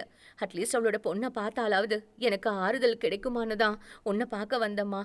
சரிங்க ஆண்டி. அருணியின் அருகில் வந்த சுமதி அவளுக்கு திருஷ்டி கழித்தாள். என் கண்ணே படுடுமா, நீ அப்படியே உங்க அம்மா மாதிரியே இருக்க. சொன்ன சுமதி சட்டென்று கீழே விழ போக அதை எதிர்பாராத அருணி விரைவாக செயல்பட்டு சுமதியை தாங்கி பிடித்தாள். ஆண்டி, என்னாச்சு? Are you okay? அருணி பதட்டமாய் கேட்க சுமதி தடுமாறியபடி சொன்னாள். என்னன்னு தெரியலம்மா, திடீர்னு தலை சுத்திடுச்சு. ஆண்டி, ஹாஸ்பிட்டலுக்கு போலாம் வாங்க ஆண்டி. இல்லம்மா, வேண்டாம். அவரு கார்ல தான் இருக்கார். கொஞ்சம் கார் வரைக்கும் வந்து என்னை விடுறியாமா? சுமதி கேட்க ஹரிணி உடனே பதில் சொன்னாள். வாங்க ஆண்டி. சுமதியை கைத்தாங்களாய் அருணி காருக்கு அழைத்து செல்ல அங்கே இருந்த உதய் பதட்டமாக இருவரையும் ஏறிட்டான். என்னாச்சு சுமதி? ஆண்டி திடீர்னு மயங்கிட்டாங்க. பிபி டேப்லெட்ஸ் எடுத்தியா இல்லையா? சாரிங்க, மறந்துட்டேன். உன்னோட ஃப்ரெண்டுக்கு இப்படி ஆனதுலேருந்து நீ எல்லாத்தையும் மறந்துடுற. உதய் சொல்ல ஹரிணி சுமதியை நெகிழ்ச்சியாய் பார்த்தாள். ஒரு நாள் வீட்டுக்கு வாமா, உன்னை பார்த்தா அப்படியே உங்க அம்மாவை பார்த்தா மாதிரியே இருக்குமா. ஹரிணியின் கன்னத்தில் முத்தமிட்டு விட்டு சுமதி காருக்குள் ஏற உதய் காரை ஸ்டார்ட் செய்தான். சற்று தூரம் சென்றவுடன் சுமதியை கேலியாய் பார்த்து புன்னகைத்தான். சும்மா சொல்லக்கூடாது சுமதி, செம ஆக்ட் கொடுக்குற நீ. அந்த பொண்ணு நம்பணுமே. நம்பிட்டாளா? அப்போ எனக்கு விருந்து ரெடின்னு சொல்லு. அந்த பொண்ணோட அப்பா என்ன பண்றாரு? பிஸ்னஸ். பொண்ணு மேல பயங்கர பாசம். பொண்ணுக்கு ஏதாவது ஒண்ணுன்னா எதை பத்தியும் யோசிக்காம காசு கொடுப்பாரு. செம. அந்த பொண்ணோட அம்மா செத்து போனது உனக்கு எப்படி தெரியும்? நம்ம டீம் எதுக்கு இருக்கு? முனியம்மா. ஒவ்வொரு பணக்கார வீட்லேயும் நம்ம டீம்ல இருக்கிற லேடிஸ் வீட்டு வேலைக்கு அனுப்பணும். அவங்க முழுக்க தகவல் சேகரித்து நம்ம கிட்ட சொல்லிடுவாங்க. வேலை முடிஞ்சதுக்கு அப்புறம் அவங்க வேற இடத்துக்கு வேலையை மாற்றிக்குவாங்க. அவங்க நமக்கு கொடுக்குற இன்ஃபர்மேஷனை வச்சு நம்ம யாரை பிடிச்சா நம்ம வேலை நடக்கும்னு தெரிஞ்சு கரெக்டாக பிளான் பண்ணி நடந்துக்கணும். அவ்வளவுதான், சிம்பிள். சுமதி அலட்டிக்கொள்ளாமல் சொல்ல உதய் அயர்ந்து போய் பார்த்தான். சும்மா சொல்லக்கூடாது, உனக்கு செம பிரெயின். ஆனா இதுல ரிஸ்க் ஜாஸ்தி, தெரியும் தானே? எப்படி? ஏதாச்சும் ஒரு பொண்ணு நீ என்ன வேணாலும் பண்ணிக்கன்னு போலீஸ்கிட்ட போயிட்டா? ஓ, கவலைப்படாத. அப்படிப்பட்ட பொண்ணை நான் செலக்ட் பண்றது கிடையாது. எப்படி? அந்த பொண்ணோட கேரக்டரும் ஸ்டடி பண்ணிட்டு தான் அவளை தூக்கிறதுக்கு நாம வேலை செய்வோம். புரியுதா? ஸ்மார்ட் சுமதி நீ. சார் ஃபோன் பண்ணாரா? இல்ல, இன்னும் சரக்கு வந்திருக்காது, அதான் ஃபோன் பண்ணாம இருக்காரு. பண்ணுவாரு. அந்த இளம்பெண் அழுது கொண்டிருப்பதை பார்த்ததும் எனக்கு என் கண்மணி ஞாபகத்திற்கு வந்தாள். அப்பா. சொல்லுமா. என்னால முடியலப்பா. கண்மணி, அவனை விட்டுறாதீங்கப்பா. விடமாட்டம்மா, நீ நிம்மதியா இருமா, அப்பா இருக்கேன். அந்த இளம்பெண் அருகில் சென்று அமர்ந்தேன். அவள் அழுதபடியே என்னை நிமிர்ந்து பார்த்தாள். என்னாச்சு கேட்டேன். என்னோட விதி. புரியல. நான் சாகணும். ஏன்? தப்பு பண்ணிட்டேன். என்ன தப்பு? நான் ஏன் உங்ககிட்ட சொல்லணும்? உனக்கு நிம்மதி கிடைக்கிறதுக்காக. அது இனிமே என்னோட வாழ்க்கையில எப்பவுமே இல்லை. இங்கே பார், நீ யாருன்னு எனக்கு தெரியாது, நான் யாருன்னு உனக்கு தெரியாது. நீ யாருன்னு நானும் கேட்கவும் போறதில்ல, நான் யாருன்னு நீ தெரிஞ்சுக்கவும் வேண்டாம். உன்னோட பிரச்சனை என்னன்னு உனக்கு விருப்பம் இருந்தா சொல்லு, என்னால் முடிஞ்ச ஹெல்ப்பை பண்ணுறேன். நான் சொல்ல என்னை நம்ப முடியாமல் பார்த்தாள். இல்லை, என்னோட பிரச்சனையை நானே பார்த்துக்கிறேன். அவள் சொல்ல அப்பொழுது வெளியிலே ஒரு கார் வந்து நின்றது. அதை பார்த்த அந்த இளம்பெண் கண்களில் அதிர்ச்சி தெரிந்தது. நான் ஒன்றும் சொல்லாமல் அவளை பார்த்தேன். காரிலிருந்து இறங்கிய ஒரு நடுத்தர வயது பெண் இளம்பெண்ணை அழைக்க அவள் நடுங்கியபடியே சென்றாள். என்ன நிம்மி, கோவிலில் வந்து உக்காந்துட்டு போய் பணம் அரேஞ்ச் பண்ற வழியை பாரு, புரியுதா? அக்கா, என்ன தயவு செஞ்சு விட்டுடுங்கக்கா. நிம்மி, நீ எவ்வளவுக்கு எவ்வளோ பணம் கொடுக்காம லேட் பண்றியோ அவ்வளவுக்கு அவ்வளவு உனக்கு ஆபத்துன்றதை மட்டும் மறந்துடாத. அக்கா, கண்ணீரை வேஸ்ட் பண்ணாத. உன்னோட கண்ணீருக்கெல்லாம் மயங்குற ஆளு நான் இல்லை. சீக்கிரமா பணத்தை அரேஞ்ச் பண்ணு. சொன்ன பெண் காருக்குள் ஏறிக்கொள்ள இளம்பெண் மட்டும் என்ன செய்வதென்று தெரியாமல் பரிதவித்தாள். எனக்கு அங்கே என்ன நடந்தது என்பதை புரிந்து கொள்ள முடிந்தது. இந்த பெண் கடன் வாங்கி இருக்கிறாள் போல். கடனை திருப்பி செலுத்த முடியவில்லை. கடனை கட்டுவதற்கு அவகாசத்தையும் அவர்கள் தர மறுக்கிறார்கள் போல. இதற்கு ஏன் இந்த பெண் சாக வேண்டும் என்று சொல்ல வேண்டும்? நிஜமாகவே விஷயம் இப்படித்தானா அல்லது வேறு ஏதாவதா? இளம்பெண் மீண்டும் என் அருகில் வந்து அமர்ந்தாள். சற்று நேரம் என் முகத்தை பார்த்தாள். எனக்கு ஒரு ஹெல்ப் பண்றீங்களா? அவள்தான். என்ன வேணும்? கொஞ்சம் விஷயம். உண்மையா தான் கேட்குறீங்களா? ஆமா. ஏன்? பொண்ணுங்க கிட்ட கூட ஃப்ரீயா பழக முடியல. என்ன நடந்துச்சு? அந்த இளம்பெண் அவளுக்கு நடந்த கொடுமையை சொன்னாள். என் பேரு நிம்மி. கொஞ்ச நாள் முன்னாடி எனக்கு சுமதின்னு ஒரு அக்கா அறிமுகமானாங்க. எனக்கு புகுந்த வீட்ல யார்கிட்ட பேசுறது, எப்படி பேசுறதுன்னு எதுவுமே தெரியாது. அப்பதான் இவங்க அறிமுகமானாங்க. ரொம்ப பாசமா பேசினாங்க, க்ளோஸா இருந்தாங்க. அதனால நானும் வீட்ல எது நடந்தாலும் அவங்க கிட்ட சொல்ல ஆரம்பிச்சேன். அப்பதான் ஒரு நாள் வீட்டுக்கு என்ன கூப்பிட்டாங்க. அங்க வச்சு என்ன எனக்கு தெரியாமலே மேற்கொண்டு சொல்லாமல் அவள் அழ எனக்கு புரிந்தது. வீடியோ எடுத்து வச்சிருக்காங்க. அந்த வீடியோவை டெலீட் பண்ண நான் எங்க வீட்ல இருந்து 5,00,000 கொண்டு போய் கொடுக்கணும். எனக்கு நன்றாகவே புரிந்தது. இவ்வளவும் செய்துவிட்டு அந்த பெண் இவளை இன்னும் மிரட்டிக் கொண்டிருக்கிறாள் என்றால் அவள் சாதாரணமானவள் அல்ல. அவள் இந்த பூமியில் வாழ்ந்தது போதும் என்று எனக்கு தோன்றியது. இளம் பெண்ணை அழைத்தேன். நிம்மி, அந்த சுமதி வீடு உனக்கு தெரியும் தானே? தெரியும். எனக்கு அந்த வீட்டை காட்டி கொடுக்க முடியுமா? எனக்கு பயமா இருக்கு. எந்த பயமும் வேண்டாம், நான் இருக்கேன். நீ உள்ள கூட வர வேண்டாம். இதுதான் உங்க வீடுன்னு எனக்கு காட்டி கொடுத்தா மட்டும் போதும். சரி. விஷால் தன் மொபைலை அடிக்க எடுத்தான். சொல்லுங்க தாமோதரன், என்னாச்சு? சார், அவனோட டீட்டெயில்ஸு கிடைச்சிடுச்சு. ஃபோட்டோவும் உங்களுக்கு வாட்ஸ்அப்பில் அனுப்பியிருக்கேன். யார் அவன்? அவன் பேர் வேலன் சார். குடும்பம்னு யாரும் இல்லை. வெரி குட் சொன்ன விஷால் தன் வாட்ஸ்அப்பில் தாமோதரன் அனுப்பிய போட்டோவை கிளிக் செய்ய அது லோட் ஆனது. வேலன் போட்டோவில் விஷாலை நேர்பார்வை பார்த்தான். அது ஒரு பாழடைந்த கோவில். ஜன நடமாட்டம் எப்பொழுதோ நின்று போயிருந்ததை அங்கே வளர்ந்திருந்த புற்கள் மூலம் தெரிந்து கொள்ள முடிந்தது. ஆல்பர்ட் தன் காரில் காத்திருந்தான். மணி பார்த்தான். ஏன் இன்னும் வரல? இந்நேரைக்கு வந்திருக்கணுமே.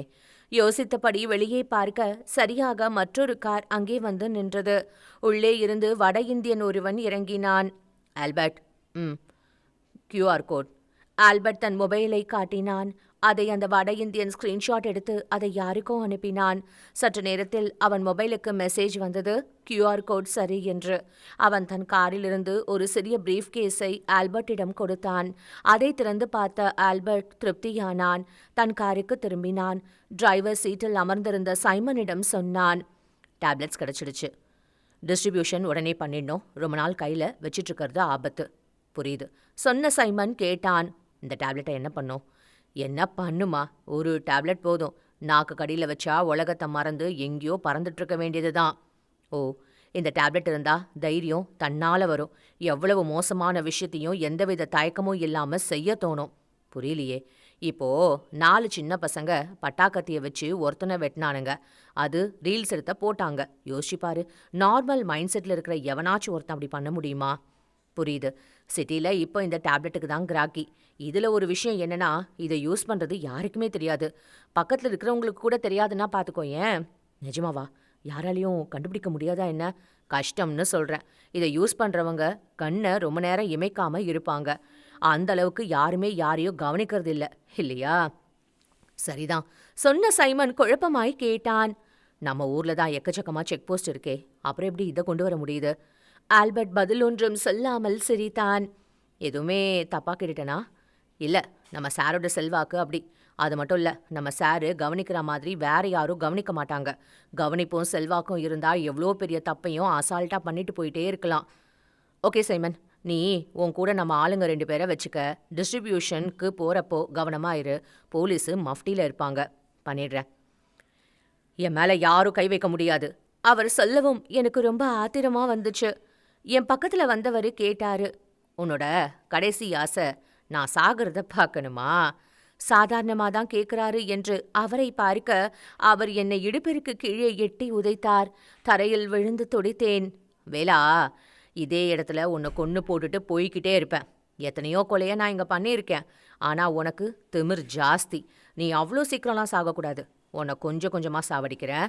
சொன்னவர் தன் ஆட்களை அழைத்தார். டேய் சார், இவனை கொண்டு போய் டார்க் ரூமில் அடைச்சி வைங்க. ஒரு நாள் ஃபுல்லாக இவன் அங்கே இருக்கணும். இவன் பயந்து அலறணும். அந்த சத்தத்தை ரெக்கார்ட் பண்ணி எனக்கு அனுப்புங்க. புரியுதா? Yes sir. சொன்னவன் தயங்க, என்ன என்று கேட்டார். சார், டார்க் ரூமில் அந்த பொண்ணு இருக்கு. ஓ, அந்த காலேஜ் பொண்ணா? ஆமாம் சார். அவளை வேற எங்கேயாவது அடைச்சி வைங்க. இவனை கொண்டு போய் டார்க் ரூமில் போடுங்க. Yes sir. 2 பேர் கீழே கிடந்த என்னை தரதரவென்று இழுத்தபடி கொண்டு சென்றனர். உடம்பு முழுக்க எரிந்தது. என்னை கொன்று விடுவார்கள் என்று தோன்றியது. கண்மணி அப்பா, சீக்கிரம் உன்கிட்ட வந்துருவேன். கண்ணை மூடிக்கிட்டேன். என்னை ஓர் அறைக்குள் தள்ளி கதவை வெளியே பூட்டினார்கள். எங்கும் ஒரே இருட்டு. எதுவும் பார்வைக்கு தெரியவில்லை. அறையில் வேறு ஏதாவது இருக்கிறதா? தரையில் அமர்ந்தபடி கையால் தடவி பார்த்தேன். எதுவுமே கைக்கு தட்டுப்படவில்லை. என்ன செய்வது தெரியவில்லை. ஹரிணி காருக்கு அருகில் வர சுமதி அவளை ஆர்வமாய் பார்த்தாள். என்னம்மா, டீச்சர் என்ன சொன்னாங்க? லீவு கொடுத்துட்டாங்களா? கொடுத்துட்டாங்க ஆண்டி. தலைவலின்னு சொன்ன. ரொம்ப சந்தோஷமா இருக்குமா? எனக்கும் ஆண்டி. சொன்ன ஹரிணி காரில் ஏறிக்கொள்ள உதய் காரை ஸ்டார்ட் செய்தான். அது சீறியது. அடுத்த அரை மணி நேரத்தில் வீட்டை அடைந்தனர். வாமா, சுமதி அழைத்தாள். உள்ளே நுழைந்தனர். இதாம்மா நம்ம வீடு. வீடு நல்லா இருக்கா ஆண்டி? என்னம்மா சாப்பிட்ற? அப்புறம் சாப்பிட்ற ஆண்டி. இன்னைக்கு உனக்கு பிடிச்சது எல்லாமே நான் செஞ்சு தரப்போறேன். ஆனா அதெல்லாம் சாப்பிட்றதுக்கு முன்னாடி ஒரு ஜூஸ் சாப்பிடு. ரொம்ப டயர்டா இருக்கு. சரி ஆண்டி. ஹரிணி சொல்ல சுமதி முகத்தை அப்பாவியாக வைத்துக்கொண்டு ஜூஸ் எடுக்க சென்றாள். வாஷ்ரூம் எங்க இருக்கு? யோசித்த ஹரிணி சுமதியிடம் கேட்பதற்காக கிச்சனுக்கு செல்ல, அப்பொழுது சுமதி எதையோ ஜூஸில் கலப்பதை பார்த்த ஹரிணி திடுக்கிட்டாள். ஆண்டி, என்ன இது? ஹரிணியை எதிர்பாராத சுமதியின் முகம் மாறியது. நீ எதுக்கு இங்க வந்த? சுமதி கேட்ட தோணி ஹரிணிக்கு வித்தியாசமாக இருக்க, ஆண்டி என்னாச்சு உங்களுக்கு என்று பதறினாள். இந்த ஜூஸை குடி. மாட்டேன், எனக்கு வேண்டாம், நான் வீட்டுக்கு போறேன். ஹரிணி சொல்ல சுமதி கோபமானாள். என்னடி, வீட்டுக்கு போகணுமா உனக்கு? கேட்டபடி ஹரிணி எதிர்பாராத ஒரு தருணத்தில் பலார் என்று அவள் கன்னத்தில் அறைந்தாள். ஆண்டி! கதறிய ஹரிணியை கண்டுகொள்ளாமல் சுமதி உதயை அழைத்தாள். உதய்! நீ ஸ்டார்ட் பண்ணு. உதய் ஹரிணியின் முன்னால் வந்து நிற்க ஹரிணி தவிப்பாய் இருவரையும் பார்த்தாள். ஆண்டி ப்ளீஸ், என்ன விட்டுடுங்க, நான் போறேன். உதய் ஹரிணியின் அருகில் வந்தான். என்ன பார்க்குற ஹரிணி? நான் இன்னைக்கு உன்னை வேட்டையாட போறேன். ஆரம்பிக்கலாமா என்றபடி அவள் மீது பாய ஹரிணி பதறியபடி விலகி கொண்டாள். உதய் கோபமானான். என்னடி சீன் போடுறியா? ஆத்திரமாய் கேட்டபடி அவளை பிடித்து இழுத்தான். கட்டிலில் தள்ளினான். அவள் ஆடையை அகற்ற முயன்றவன் பறந்து போய் சுவரில் மோதி கீழே விழுந்து அலறினான். தலை சுற்றியது. சுதாரித்தபடி பார்த்தான். விஷால் நின்றிருந்தான். என்ன உதய், என்னமோ வேட்டைன்னு பேசின? சிங்கம் வேட்டைக்கு வந்தா மற்ற மிருகங்கள் எல்லாம் பொத்திக்கிட்டு ஓரமா நிக்கணும், புரியுதா? உத கொஞ்சம் ஸ்ட்ராங் ஆயிடுச்சுன்னு நினைக்கிறேன். அதான் உனக்கு மயக்கமா வருது. பரவாயில்ல, மயக்கம் தெளிஞ்சதுக்கப்புறம் உன்கிட்ட என்கொயரி பண்ணிக்கிறேன் சொன்ன விஷால் சுமதியிடம் கேட்டான். ஒரு பொம்பளையா இருந்துக்கிட்டு எல்லா பொண்ணுங்களோட வாழ்க்கையும் நாசம் பண்ற. சி, உனக்கு மனசாட்சி உறுத்தல? கேட்ட விஷாலை சுமதி ஆவேசமாய் பார்த்தாள். யாரா நீ? நாங்க யாருன்னு தெரியாம எங்க மேல கை வைக்கிறியா? சுமதி கேட்டு வாய் மூடவில்லை. விஷால் அவளை எட்டி உதைத்தான். சுமதி தரையில் பலமாய் மோதி விழுந்தாள். விஷாலை பயமாய் பார்த்தாள். என்ன, பொம்பளைன்னு கூட பார்க்காம எட்டி உதச்சிட்டேன்னு பார்க்குறியா? கிரிமினல்ஸால ஆம்பளை பொம்பளைன்னு நான் வித்தியாசம்லாம் பார்க்கறதில்ல சொன்ன விஷால் வெளியே நின்ற லக்ஷ்மணனை அழைத்தான். லக்ஷ்மணன் சார், இவங்க 2 பேரையும் கொண்டு போய் லாக்கப்பில் போடுங்க. Yes sir. ஹரிணி விஷாலை கையெடுத்து கும்பிட்டாள். ரொம்ப தேங்க்ஸ் சார். உன் வீடு எங்கே இருக்கு? பக்கத்தில் தான் சார். இனிமே ரொம்ப கவனமாக இருக்கணும், புரியுதா? லேடிஸ் தானேன்னு கேர்லெஸ்ஸாக இருக்கக்கூடாது. குற்றவாளிங்க எப்படி வேணாலும் பிளான் பண்ணுவாங்க. 4 வார்த்தை அனுசரணையாக பேசிட்டா அவங்கள நம்பலான்னு கிடையாது. Yes sir. வா, ஜீப்ல ஏறு, உன்னை வீட்டில் விட்டுடுறேன். Thanks sir. விஷாலை பெருமையாக பார்த்த ஹரிணி கேட்டாள். சார், உங்கள் நேம் சார்? புன்னகைத்த விஷால் சொன்னான். கவர் பேஜிலே இருக்குமே. அந்த இளம்பெண் பயங்கரமாய் அலறினாள்.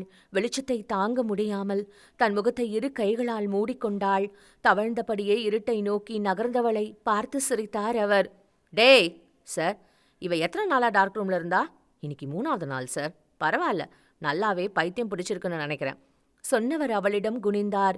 ஹாய் மலர், எப்படி இருக்க? மலர் மலங்க மலங்க விழித்தாள். தலை குனிந்தாள். என்ன மலர், என்ன தெரியலையா? நான் தான் நீ உள்ள வைக்க ஆசைப்பட்ட சக்கரவர்த்தி அவர் சொல்ல மலர் திடுக்கிட்டு பார்த்தாள். வெரி குட், இப்ப ஞாபகம் வருதா? இது என்ன தெரியுமா? சக்கரவர்த்தி மலரிடம் ஒரு பேப்பரை காட்டினார். நீ என்னை பத்தி எழுதி கொடுத்த புகார் சொன்னவர் அந்த பேப்பரை படித்தார். ஐயா, என் வகுப்பில் படிக்கும் என் தோழி ஏஞ்சல் போதை மாத்திரைக்கு அடிமையாகி அவளால் இயல்பாக இருக்க முடியவில்லை. அவளால் எந்த பாடத்திலும் கவனம் செலுத்த முடியவில்லை. கடந்த சனிக்கிழமை நாங்கள் அனைவரும் ஊருக்கு சென்று விட்டோம். அப்பொழுது போதை மாத்திரை கிடைக்காமல் போதை மாத்திரை தேடி அது கிடைக்கும் இடத்திற்கு சென்றிருக்கிறாள்.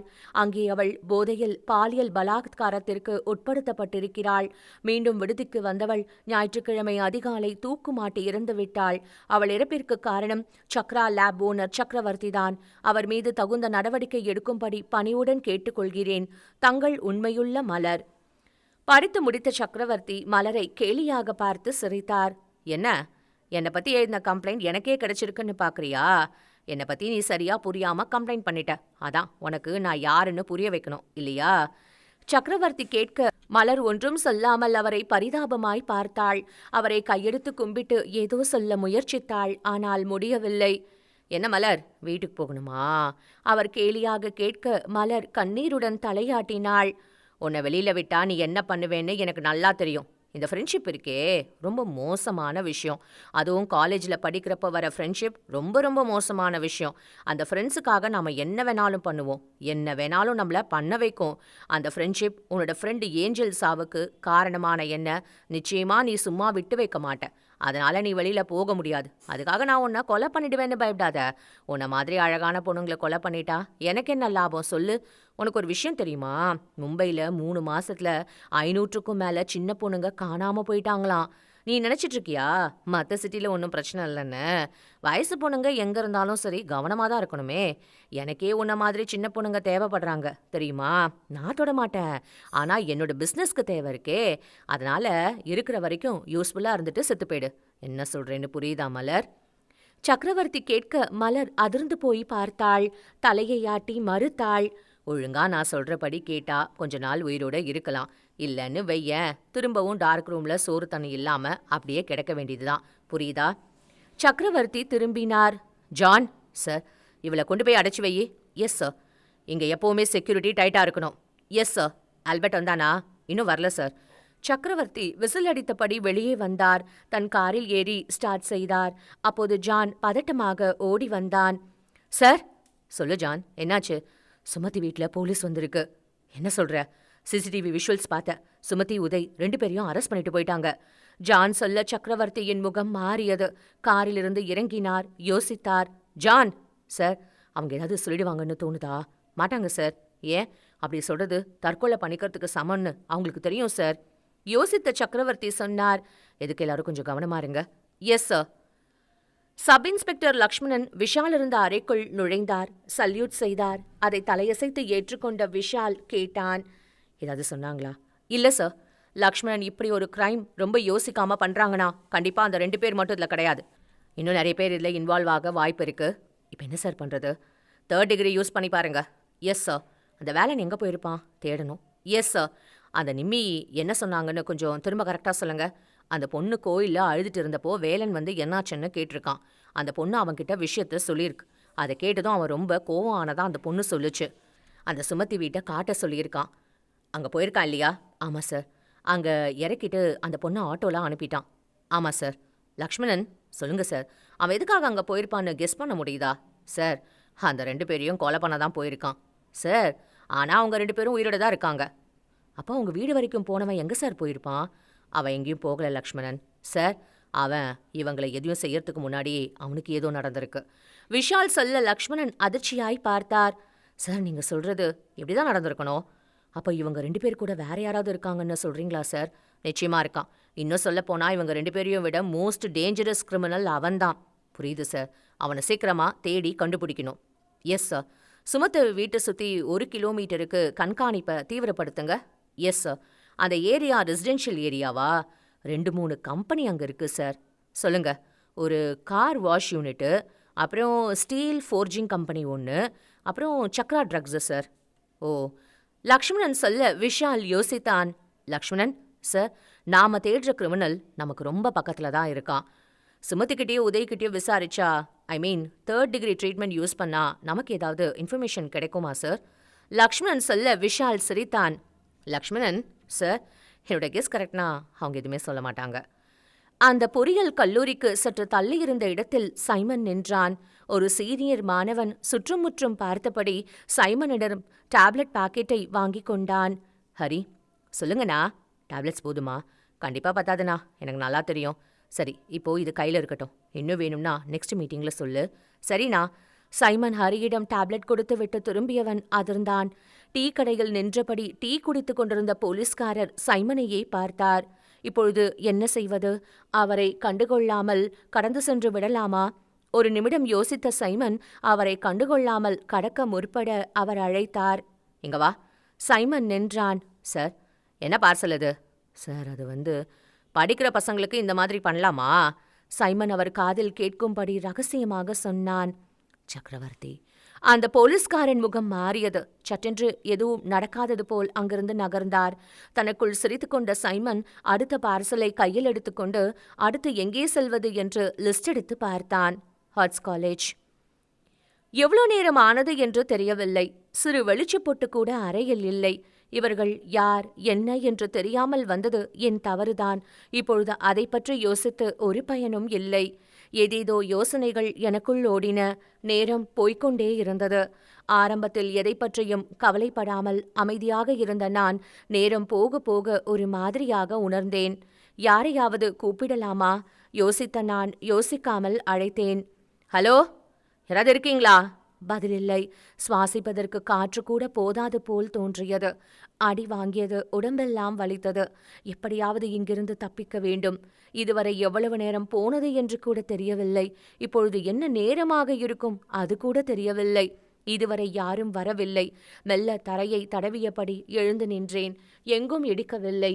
கையால் காற்றில் துழாவி அடிமேல் அடியெடுத்து வைத்து மெதுவாக நடந்தேன்.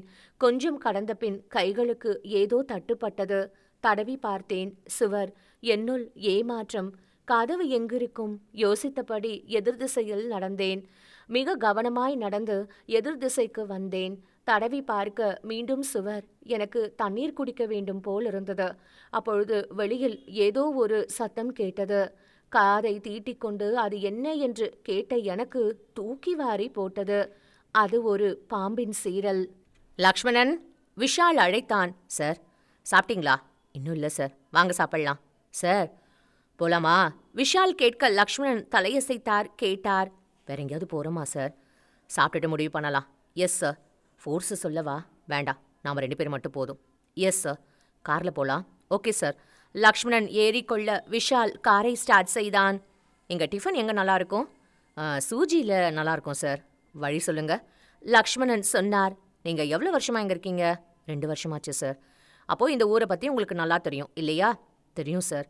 சுமதிக்கு பின்னாடி யார் இருப்பாங்கன்னு நீங்கள் நினைக்கிறீங்க? தெரியல சார். அப்படின்னா குறிப்பாக யார் இருப்பாங்கன்னு என்னால் சொல்ல முடியல சார். Okay, no problem. இங்கே நொட்டோரியஸ் லிஸ்ட்டு பண்ணியிருப்பீங்க இல்லையா? விஷால் கேட்க லக்ஷ்மணன் திகைப்பாய் பார்த்தார். சார், பண்ணியிருப்பீங்க. ஆமாம் சார். அந்த லிஸ்ட்டில் எத்தனை பேர் இருப்பாங்க? அது எல்லாரையும் கண்காணிக்க முடியுமா? கஷ்டம் சார். எல்லாரையும் கண்காணிக்க வேண்டாம். சுமதி கூட யார் காண்டாக்ட் பண்ணாங்க அவங்கள மட்டும் கண்காணிச்சா போதும். சார், சுமதியோட மொபைல் நம்ம கையில் இருக்குது, கரெக்டா? Yes sir. லிஸ்ட்டில் இருக்கிற எல்லாருக்கும் மொபைல் இருக்கும், சரியா? ஆமாம் சார். சுமதியை காண்டாக்ட் பண்ண நம்பர்ஸில் லிஸ்ட்டில் இருக்கிற ஏதாவது ஒரு நம்பர் வந்தால் அவனை நம்ம கண்காணிக்கணும். அவன் தான் நம்ம தேடுற கிரிமினல்னு சொல்கிறீங்களா சார்? கண்டிப்பாக. உடனே செக் பண்ணுறேன் சார். முதல்ல சாப்பிடலாம். விஷால் சொல்ல லக்ஷ்மணன் சிரித்தார். சரி சார். சார், லக்ஷ்மணன் விஷால் முன்பு வந்தார். என்னாச்சு? ஏதாவது மேட்ச் கிடச்சிதா? விஷால் கேட்க லக்ஷ்மணன் சொன்னார். இங்கே இருக்கிற அக்யூஸ் லிஸ்ட்டில் எதுவுமே மேட்ச் ஆகலை சார். ஓ, இப்போ என்ன சார் பண்ணுறது? சுமதியோட கால் ஹிஸ்ட்ரி கலெக்ட் பண்ணிட்டீங்களா? Yes sir. சொன்ன லக்ஷ்மணன் ஒரு பிரிண்ட் அவுட்டை விஷால் முன் நீட்டினார். அதை வாங்கி பார்த்த விஷால் ஓரமாக வைத்தான். யோசித்தான். லாஸ்ட் 3 டேஸில் சுமதிக்கு கால் பண்ணது யாருன்னு தனியாடுங்க. Yes sir. சொன்ன லக்ஷ்மணன் அந்த பிரிண்ட் அவுட்டில் மார்க் செய்தார். லக்ஷ்மணன் சார், நிம்மி வேலனை கொண்டு போய் சுமதி வீட்டில் விடுறப்போ என்ன டைம் இருக்கும்? Morning sir. இந்த டைமில் சுமதிக்கு ஏதாவது கால் வந்திருக்கா? விஷால் கேட்க லக்ஷ்மணன் பார்த்தார். ஆமாம் சார், ஒரு நம்பர்லேருந்து கால் வந்திருக்கு. Very good. ஆள் யாரு? ஆல்பர்ட்னு காட்டுது சார். ஆல்பர்ட்? ஆமாம் சார். லக்ஷ்மணன் சொல்ல விஷால் யோசித்தான். அவனுக்கு கால் பண்ணி பார்த்தீங்களா? இல்லை சார். அவனை பிடிச்சா வேலன் எங்கன்னு தெரியும். சொன்ன விஷால் தொடர்ந்தான். இன்னும் 1 மணி நேரத்தில் ஆல்பர்ட் லாக்அப்பில் இருக்கணும். Yes sir. பாரில் இருந்த ஆல்பர்ட்டின் மொபைல் அடித்தது. எடுத்து பார்த்தான். சைமன். என்ன சைமன், டிஸ்ட்ரிபியூஷன் பண்ணியாச்சா? பண்ணிட்டேன். ஒரு விஷயம். சொல்லு, என்ன? ஒரு பொண்ணு ட்ரக் அடிக்ட். ட்ரக்ஸுக்காக என்ன வேணாலும் பண்ணுறேன்னு சொல்லுது. அதான் நம்ம இடத்துக்கு கூட்டிகிட்டு போகலாம்னு. ஸ்டூடெண்ட்டா? College student. ஆள் எப்படி இருக்கா? செம்ம. சைமன், இப்போ என்னோடய வீட்டில் யாரும் இல்லை. எல்லாரும் ஊருக்கு போயிருக்காங்க. அவளை இங்கே கொண்டு வந்துடு. முதல்ல நாம் சந்தோஷமாக இருப்போம். ஆல்பர்ட் சொல்ல சைமன் மறுமுனையில் சிரித்தான். புரியுது, கொண்டு வந்துடுறேன். சைமனிடம் பேசிவிட்டு ஆல்பர்ட் எழுந்தான். இன்னும் கொஞ்சம் ட்ரிங்க்ஸ் வாங்கிக்கணும். காலேஜ் பொண்ணுனா இன்னைக்கு நல்ல விருந்திருக்கு. தனக்குள் உற்சாகமாய் சொன்னபடி ஆல்பர்ட் நடக்க ஆரம்பித்தான். பாரிலிருந்து வெளியே வந்தான். தன் பைக்கில் ஏறி அமர்ந்து ஸ்டார்ட் செய்தான். 1/2 மணி நேர பயணத்தில் தன் வீட்டை அடைந்தான். இன்னும் சைமன் வரலையா? யோசித்தபடி கதவை திறந்து உள்ளே சென்றான். சேரில் அமர்ந்தான். காத்திருந்தான். சற்று நேரத்தில் காலிங் பெல் அடித்தது. ஆர்வமாய் சென்று கதவை திறந்த ஆல்பர்ட் திகைத்தான். யாரு? கேட்டவனுக்கு பதில் ஒன்றும் சொல்லாமல் புன்னகைத்தபடியே உள்ளே நுழைந்தான் விஷால். ஆல்பர்ட் ஆத்திரமானான். யாருன்னு கேட்குறல்ல? சொல்கிறேன். யாருக்கோ காத்துட்ருக்க போல. அது உனக்கு தேவையில்லாத விஷயம். உனக்கு ஒரு சின்ன இன்ஃபர்மேஷன் சொல்கிறேன், கேட்டுக்க. உன்னோட ஆளு சைமன் போலீஸ் ரெய்டில் மாட்டிக்கிட்டான். அவன் கூட இருந்த காலேஜ் பொண்ணு இப்போ சேஃபாக இருக்கா. அவன்கிட்ட விசாரிச்சதுல அவன் உன்னோட பேரை சொன்னான். உன்னை தானே தேடிட்டு இருக்கோம். நானே வந்துட்டேன் உன்னை விசாரிக்கிறதுக்கு. விஷால் சொல்ல ஆல்பர்ட் விஷாலை முறைத்தான். யாருன்னு தெரியுமா உனக்கு? என்கிட்ட இருந்து பேசினதுக்காக நீ வருத்தப்படுவ. உன்னோட ஆசீர்வாதத்துக்கு நன்றி. உனக்கு என்ன வேணும்? கொஞ்ச நாள் முன்னாடி உன்னோட நம்பர்ல இருந்து சுமதின்ற பொண்ணுக்கு கால் போயிருக்கு.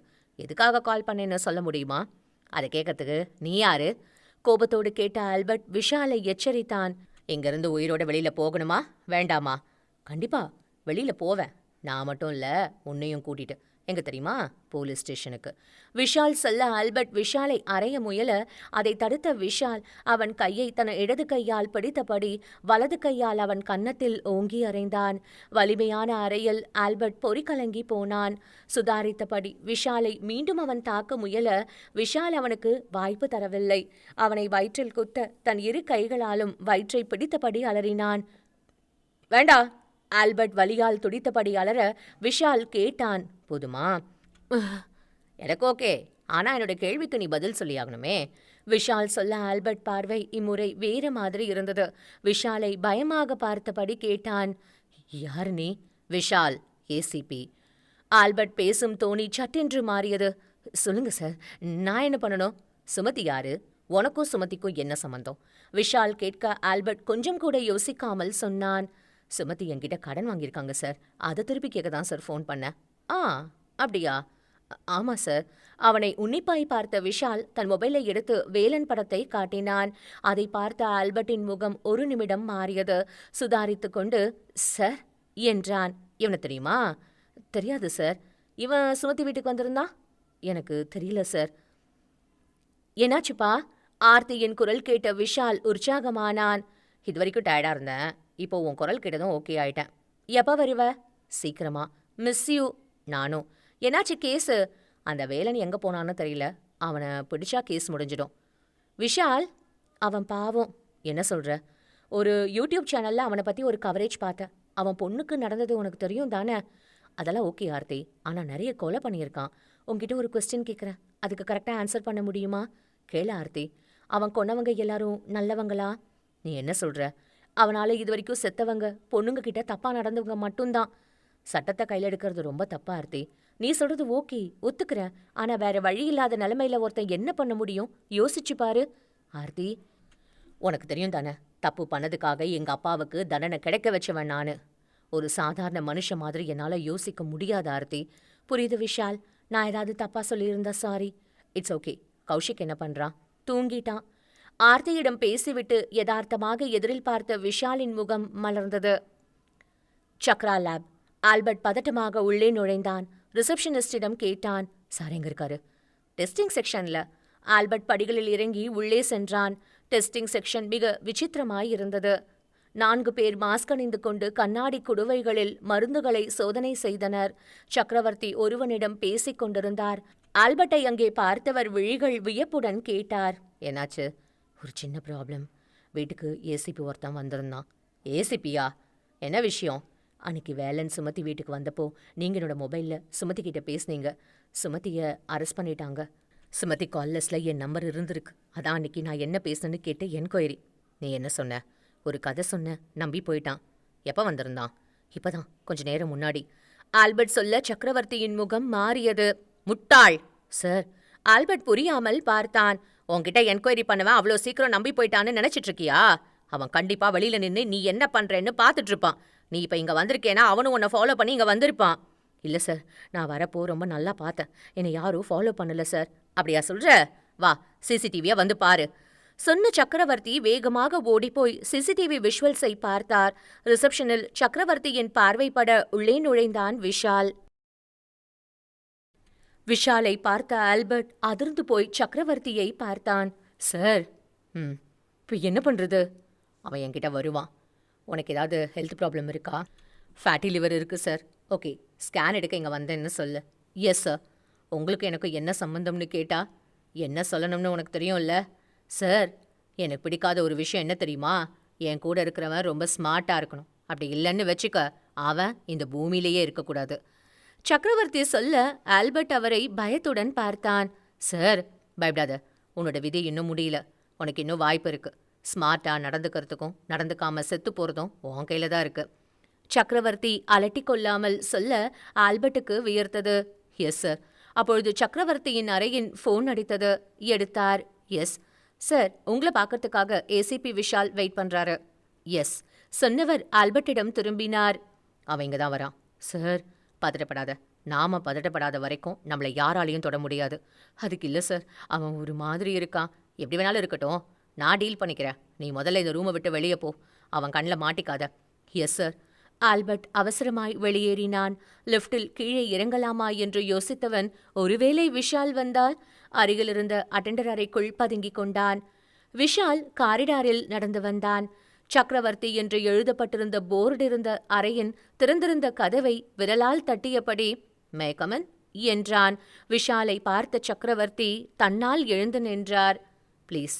தன் கைகளால் சேரை காட்ட விஷால் அமர்ந்தான். சொல்லுங்க ஏசிபி சார், நான் உங்களுக்கு என்ன பண்ணணும்? சக்கரவர்த்தி கேட்க அவரை உற்று பார்த்த விஷால் கேட்டான். நான் எப்போ வருவேன்னு காத்துட்டு இருந்தீங்க போல. சக்கரவர்த்தியின் முகம் மாறியது. இருந்தாலும் சுதாரித்து கொண்டார். அப்படியும் சொல்லலாம். எப்படி? சட்டப்படி நடக்கிற ஒரு குடிமகன் போலீஸுக்கு அவனால் என்ன ஹெல்ப் முடியுமோ அது பண்ணியாகணும் இல்லையா? அதான் சொன்னேன். ஓகே மிஸ்டர் சக்கரவர்த்தி, உங்களுக்கு ஆல்பர்ட்டை தெரியுமா? தெரியும். எப்படி தெரியும்? இங்கே அவர் கன்சல்ட் பண்ணுவார். ரெக்கார்ட்ஸ் இருக்கா? விஷால் கேட்க சக்கரவர்த்தி அயர்ந்தார். வெளியே காட்டிக்கொள்ளாமல் சுதாரித்தார். எடுத்து வர சொல்லவா? It's okay. சொன்ன விஷால் சுற்றுமுற்றும் பார்த்தபடி கேட்டான். உங்கள் லேபில் நீங்கள் என்ன பண்ணுறீங்க? யூஷுவல் டெஸ்டிங் இருக்குது. இது இல்லாமல் ட்ரக்ஸ் ரிசர்ச் இருக்குது. மீன்ஸ் நான் ஒரு ஃபார்மசிஸ்ட். அது மட்டும் இல்லாமல் இப்போ நாட்டில் இருக்கிற பல குணப்படுத்த முடியாத வியாதிகளுக்கு புதுசாக ஏதாவது மருந்து கண்டுபிடிக்கணும்னு என்னோட லட்சியம்னு கூட சொல்லலாம். அதுக்காக நான் தனியாக ஒரு ரிசர்ச் சென்டர் மாதிரி வச்சுருக்கேன். அதில் எக்ஸ்பெரிமெண்ட் போயிட்டு இருக்கு. கவர்மெண்ட் அப்ரூவல் இருக்கா? எல்லாமே பக்காவாக வாங்கி வச்சுருக்கேன்.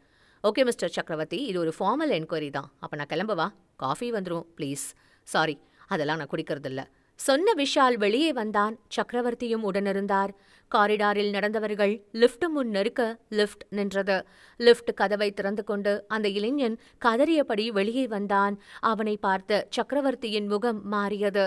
அவர் சக்கரவர்த்தியின் கால்களில் விழுந்து கதறினான். சார், மலர் என்னோட வாழ்க்கை சார். மலரை ஒன்றும் பண்ணிடாதீங்க சார். ப்ளீஸ் சார், உங்களை கெஞ்சி கேட்டுக்கிறேன் சார். நாங்கள் பண்ணது தப்பு தான் sir. Sir sir please sir. சக்கரவர்த்தியின் முகம் இருண்டது. விஷால் தன்னை உற்று பார்ப்பதை உணர்ந்த சக்கரவர்த்தி அந்த இளைஞனை தெரியாதவன் போல் காட்டிக்கொண்டார். டேய், யாரா நீ? இங்க வந்து என்னடா இப்படி பேசிட்டு இருக்க? உனக்கு எங்கடா போகணும்? சொல்லு. சார் ப்ளீஸ் சார், மலர் என்கிட்ட திருப்பி கொடுத்துருங்க சார். அவளுக்காக நான் உங்ககிட்ட மன்னிப்பு கேட்குறேன் சார். அவன் மீண்டும் சொல்ல விஷால் அவன் தோள்களை தொட்டான். எந்திரி. விஷால் சொல்ல அவன் எழுந்தான். யார் நீ? என்ன நடந்தது? விஷால் கேட்க சக்கரவர்த்தி பதறினார். சார், அவனை நீங்க மைண்ட் பண்ண வேண்டாம். அவ ஏதோ பைத்தியக்காரத்தனமா கத்துறான். மேலும் ஏதோ சொல்ல முயன்ற சக்கரவர்த்தி விஷாலின் பார்வையை சந்திக்க முடியாமல் மௌனமானார். சார், என்னோட மலர் இவரை தான் சார் கடத்தி வச்சிருந்தாரு. அவளை எதுவும் பண்ணிட வேண்டாம்னு சொல்லுங்க சார். Please sir. அவன் கேட்க விஷால் அவனை ஆசுவாசப்படுத்தினான். தைரியமாரு, ஒன்றும் நடக்காது. நான் இருக்கேன். என்ன நடந்ததுன்னு மட்டும் சொல்லு. மலர், நான் சொன்ன கேப்பியா மாட்டியா நீ? அரவிந்த் கேட்க மலர் முடியாது என்று தலையசைத்தாள். ஏன் மலர் உனக்கு இவ்ளோ பிடிவாதம்? என் கூட சிரிச்சு பேசிட்டு இருந்த என்னோட ஏஞ்சல் இப்ப என் கூட இல்ல. அதுக்கு காரணம் அந்த சக்கரவர்த்தி தான். அவனை சும்மா விட சொல்றியா? மலர், அவன் கூட மோதி நம்மளால ஜெயிக்க முடியாது. அவன் ரொம்ப பெரிய ஆளு. உனக்கே தெரியுதுல்ல, காலேஜ் ஸ்டூடெண்ட்ஸுக்கு ட்ரக்ஸ் சப்ளை பண்ற பெரிய மாஃபியான்னு. அப்படி இருக்கிறப்போ நாம் அவனை எதிர்த்து என்ன பண்ண முடியும்? ஏஞ்சலுக்கு நடந்ததுதான் நாளைக்கு நமக்கும் நடக்கும். சொன்ன அரவிந்தை கோபமாய் பார்த்தாள் மலர். நமக்கு தப்பா நடக்கும்னு நாம எந்த தப்பையும் தட்டி கேட்காம இருந்தா அதை விட மோசமான விஷயம் எதுவுமே இல்ல. மலர், எனக்கு பயமா இருக்கு. ப்ளீஸ் புரிஞ்சுக்க. ஏன்? எனக்கு நீ வேணும். நான் உன் கூட சந்தோஷமா வாழணும். யார் எப்படி போனாலும் பரவாயில்ல, அப்படிதானே? ஆமா, அப்படிதான். இப்படி சொல்ல உனக்கு வெக்கமா இல்லையா அரவிந்த்? நான் எதுக்கு வெக்கப்படணும் மலர்? இந்த ஊர்ல உலகத்துல எல்லாரும் எப்படி இருக்காங்களோ அப்படிதான் நானும் இருக்கேன். நீ வித்தியாசமா இருக்க. அது வேண்டாம். நீயும் நார்மலா இரு மலர். நார்மல்னா எதை சொல்ற? உன் கூட சேட் பண்ணிட்டு, உன்னை மிஸ் பண்ணிக்கிட்டு, நாளைக்கு உன்னை கல்யாணம் பண்ணிக்கிட்டு, உங்க வீட்ல டிவி பார்த்துட்டு, சமூகம் எப்படி போனா எனக்கு என்ன சாப்பிட்டுக்கிட்டு இருக்கிறது தான் நார்மல் அரவிந்த். எல்லாரும் அப்படிதானே இருக்காங்க. சாரி அரவிந்த், என்னால் அப்படி இருக்க முடியாது. என்னோட ஏஞ்சலுக்கு நியாயம் கிடைக்கணும். தீர்மானமாக சொன்ன மலரை ஒன்றும் சொல்லாமல் சற்று நேரம் வெறித்து பார்த்தான் அரவிந்த். சரி, இப்ப என்ன பண்றதா பிளான்? போலீஸ்கிட்ட கம்ப்ளைண்ட் பண்ணணும். உன்னோட கம்ப்ளைண்ட் எடுத்துக்க மாட்டாங்க. அப்படி எடுத்துக்க மாட்டாங்கன்னா அவங்கள எடுத்துக்க வைக்க எனக்கு தெரியும். எப்படி? கோர்ட் இருக்கு. சரி, என்னவோ பண்ணு. அரவிந்த், சொல்லு. இப்போ உனக்கு வேலை இருக்கா இல்ல ஃப்ரீ? போலீஸ் ஸ்டேஷன் போகணும், கூட வர முடியுமா? மலர் கேட்க அரவிந்த் அவளையே பார்த்தான். கண்டிப்பா போகணுமா? சரி, வரேன். மலர் அரவிந்த் பைக்கில் ஏறிக்கொண்டாள். மலர், எல்லாரும் லவர் கூட சினிமாக்கு போவாங்க, மாலுக்கு போவாங்க, பார்க்குக்கு போவாங்க, பீச்சுக்கு போவாங்க. ஆனா என்னோட நேரம் நான் போலீஸ் ஸ்டேஷனுக்கு போக வேண்டியதா இருக்கு. அரவிந்த் சொல்ல மலர் ஒன்றும் சொல்லவில்லை. யார்மா? ஒரு கான்ஸ்டபிள் மலரிடம் கேட்க, இன்ஸ்பெக்டரை பார்க்கணும் சார் என்றாள். நீ யாரு? ஒரு கம்ப்ளைண்ட் கொடுக்கணும். உள்ள போ. மலர் கொடுத்த புகாரை உன்னிப்பாய் படித்த சப் இன்ஸ்பெக்டர் சந்திரன் புன்னகைத்தார். சக்கரவர்த்தி தான் ஏஞ்சல் சாவுக்கு காரணம்னு எப்படி சொல்றீங்க? ஒரு நிமிஷம் சார். ஏஞ்சல் சாகறதுக்கு முன்னாடி எனக்கு அனுப்பின வாய்ஸ் மெசேஜ் கொஞ்சம் கேட்டு பாருங்க. சொன்ன மலர் தன் மொபைலை அவரிடம் கொடுக்க அவர் அதை கேட்க ஆரம்பித்தார். மலர், நீ இதை கேட்குறப்போ நான் கண்டிப்பா உயிரோட இருக்க மாட்டேன். நான் இந்த உலகத்தை விட்டு போலான்னு முடிவு பண்ணிட்டேன். மலர், என்ன மாதிரி பொண்ணுங்கெல்லாம் இந்த பூமியில வாழக்கூடாது. தெரியாதனமா அந்த டேப்லெட்டுக்கு நான் அடிக்ட் ஆயிட்டேன். அந்த டேப்லெட் இல்லாம என்னால இருக்க முடியல. எங்கேயாவது எப்படியாவது அந்த டேப்லெட் கிடைக்குமான்ற ரேஞ்சுக்கு நான் வந்துட்டேன். சத்தியமா சொல்றேன், என்னால அந்த டேப்லெட் இல்லாம இருக்க முடியல. எப்படியாவது நான் இதிலிருந்து வெளியே வரணும்னு ரொம்ப ஆசைப்பட்டேன். ஆனா என்னால முடியல. கடைசியா அந்த டேப்லெட் எங்க கிடைக்கும்னு அலைஞ்சேன். சக்ரா ட்ரக்ஸ்ல இருக்கும்னு நம்ப வச்சு என்ன அங்க கூட்டிட்டு போயிட்டாங்க. எனக்கு டேப்லெட் கிடைச்சது. ஆனா எல்லாத்தையும் இழந்துட்டேன். எஸ் மலர், எத்தனை பேர்னு தெரியல. என் மேல எனக்கே வெறுப்பா இருந்துச்சு. வாழ வேண்டான்னு தோணுச்சு. எனக்கு இப்ப எந்த ஆசையும் இல்லை. ஆனா யாருக்கும் தெரியாம நான் செத்து போனா அவன் தப்பிச்சிடுவான். மலர், என் சாவுக்கு நிச்சயமா அவன்தான் காரணம். அவன் மேல ஏதாச்சும் நடவடிக்கை எடுத்தா என்ன மாதிரி யாரும் எதுக்குமே அடிக்ட் ஆக மாட்டோம். இதெல்லாம் நீ செய்வேன்னு நான் சொல்லல மலர். உன்கிட்ட சொன்னா எனக்கு நிம்மதியா சாகலாம்னு தோணும், அவ்வளவுதான். சப் இன்ஸ்பெக்டர் சந்திரன் மலரை இயல்பாய் பார்த்தார். இங்க பாருங்க, நீங்க கொடுக்குற இந்த வாய்ஸ் மெசேஜ் வச்சு அவர் அரெஸ்ட் பண்றது இம்பாசிபிள். சார், இது நார்மல் வாய்ஸ் மெசேஜ் இல்ல. எங்க ஃப்ரெண்டு செத்து போறதுக்கு முன்னாடி ரெக்கார்ட் பண்ணி அனுப்பிட்டு செத்து போயிருக்கா. அப்ப கண்டிப்பா என்ன நடந்ததுன்னு பார்க்கணும் தானே? மலர் கேட்க சப் இன்ஸ்பெக்டர் சந்திரன் அமைதியாய் பார்த்தார். சொன்னார், இதெல்லாம் வச்சு அவர் அரெஸ்ட் பண்றது கஷ்டம். அப்படியே அரெஸ்ட் பண்ணாலும் கேஸு நிக்காது. சார், எதுக்கும் நீங்க எழுதின புகாரை கொடுத்துட்டு போங்க. நான் என்ன பண்ண முடியும்னு பார்க்கறேன். சரி சார். மலரும் அரவிந்தும் போலீஸ் ஸ்டேஷனை விட்டு வெளியே செல்ல சப் இன்ஸ்பெக்டர் சந்திரன் தன் மொபைலில் யாரையோ அழைத்தார். வணக்கம் சார், நல்லா இருக்கீங்களா? எதுக்கு கூப்பிட்டேன்னா, உங்க மேல ஒரு கம்ப்ளைண்ட் சொல்றாங்க. அதான். நீ என்ன பண்ண? கம்ப்ளைண்ட் என்கிட்ட தான் இருக்கு. என்ன அரெஸ்ட் பண்ண போறியா? என்னால் மட்டும் இல்லை, உங்களை யாராலையுமே அரெஸ்ட் பண்ண முடியாதே. சரி, என் மேலே கம்ப்ளைண்ட் கொடுத்தது யாரு? மலர்னு ஒரு காலேஜ் பொண்ணு. அட்ரஸ் கொடுத்தாங்களா? ஆமாம் சார், கொடுத்துருக்கா. நீ ஒன்று பண்ணணுமே. சொல்லுங்க சார், அவளோட அட்ரஸை எனக்கு வாட்ஸ்அப் பண்ண. Yes sir. அரவிந்த், சொல்லு மலர். நாம கம்ப்ளைண்ட் பண்ணியிருக்கோமே, அது மேலே ஏதாவது நடவடிக்கை எடுப்பாங்க தானே? கண்டிப்பாக எடுப்பாங்க. ஏஞ்சல் கிறிஸ்மஸ்க்கு பிரியாணி கொண்டு வந்தது இன்னும் ஞாபகம் இருக்கு. சில நேரங்கள்ல பொண்ணுங்களுக்கு சமூகத்துல நடக்கிறது எல்லாம் பார்க்கறப்போ, நாங்களும் உங்கள மாதிரி தானே வாழ வந்திருக்கோம். எங்கள மட்டும் ஏன் இப்படி தொந்தரவு பண்ணிட்டே இருக்கீங்க? எங்களையும் எங்க இயல்புப்படி வாழ விடுங்கன்னு கேட்கணும் போல இருக்கு அரவிந்த். மலர் கண்கள் கலங்கி சொல்ல அரவிந்த் அவளை அணைத்துக் கொண்டான். அரவிந்த், சொல்லு மலர். உனக்கு மேல கோவம் இல்ல தானே? கண்டிப்பா இல்ல. என்னோட மலர் மேல எனக்கு கோவமா? நீ சொல்லியும் கேட்காம போலீஸ்ல போய் கம்ப்ளைண்ட் பண்ணிட்டேன்னு. இல்ல மலர், நீ பண்ணது தான் கரெக்ட். நான் கொஞ்சம் எமோஷ்னலா இருந்தேன். புரியுது. சரி, நாளைக்கு வெளியில எங்கேயாவது போலாமா? சரி. மலர், வீட்ல வந்து ட்ராப் பண்ணிடவா? வேண்டாம், நான் இங்கேயே இறங்கிக்கிறேன். நடந்து போயிடுறேன். நீ கிளம்பு. சரி மலர். சொன்ன அரவிந்த் பைக்கை நிறுத்த மலர் இறங்கினாள். அவனிடம் பாய் சொல்லிவிட்டு நடக்கத் தொடங்கினாள். அவள் போவதையே சற்று நேரம் நின்று பார்த்தான். சற்று தூரத்தில் நின்றிருந்த ஒருவன் அவன் பார்வையில் பட்டான். அரவிந்திற்கோ ஏதோ தவறாகப்பட்டது. அவன் சுதாரிப்பதற்குள் மலர் வேனுக்குள் இழுக்கப்பட்டாள். ஏய்! அரவிந்த் கத்திக்கொண்டே பாய முயல வேன் அவனை கடந்து செல்ல உள்ளே மலர் அவர்களுடன் போராடியது அவன் பார்வையில் பட்டது. நடந்ததை சொன்ன அரவிந்த் மூச்சு வாங்கினான். விஷால் சக்கரவர்த்தியை பார்த்தான்.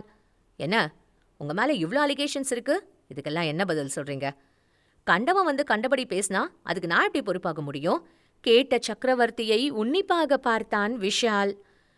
ஆல்பர்ட், எங்க கன்சல்டேஷனுக்கு வரதா சொன்னீங்க இல்லையா? மெடிக்கல் ரெக்கார்டு எடுத்து காட்டுறேன்னு அப்போ சொன்னீங்க. நான் பரவாயில்லன்னு சொன்னேன். இப்போ அதை கொண்டு வந்து காட்ட முடியுமா? விஷால் கேட்க சக்கரவர்த்தி கோபமானார். என்ன சந்தேகப்படுறீங்களா? எஸ். இவ சொன்னதாலியா? உங்களுக்கு நான் காரணம் சொல்ல தேவையில்லை மிஸ்டர் சக்கரவர்த்தி. நான் சொல்றபடி செய்யுங்க. ரெக்கார்ட்ஸ் கொண்டு வாங்க. என்கிட்ட எந்த ரெக்கார்டும் இல்லை. அப்படின்னா என்கிட்ட பொய் சொல்லியிருக்கீங்க. எதுக்காக பொய் சொன்னீங்கன்னு தெரிஞ்சுக்கலாமா? உன்கிட்ட நான் காரணம் சொல்லணும்னு அவசியம் இல்லை. சக்கரவர்த்தி ஆத்திரமாக சொல்ல விஷால் சிரித்தான். இப்போ எனக்கு கன்ஃபார்ம்டா தெரியுது. என்ன தெரியுது? இந்த அரவிந்த் சொல்றதெல்லாம் உண்மைதான்னு தெரிஞ்சிடுச்சு தானே? நான் என் லாயரை பார்க்குறேன்.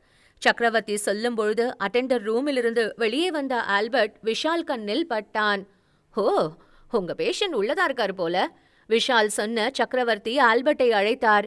ஆல்பர்ட், விஷயம் கைமீறி போயிடுச்சு. இவங்க 2 பேரையும் நம்ம இடத்துக்கு கொண்டு போ. சக்கரவர்த்தி சொல்ல ஆல்பர்ட் உள்ளே பார்த்து கைத்தட்ட இன்னும் 4 பேர் அங்கு வந்தார்கள். 5 பேரும் விஷாலையும் அரவிந்தையும் சுற்றி நின்றார்கள். போலாமா? ஆல்பர்ட் விஷாலிடம் கேட்டான். எங்க? அது நீ போனதும் தெரிஞ்சுப்ப.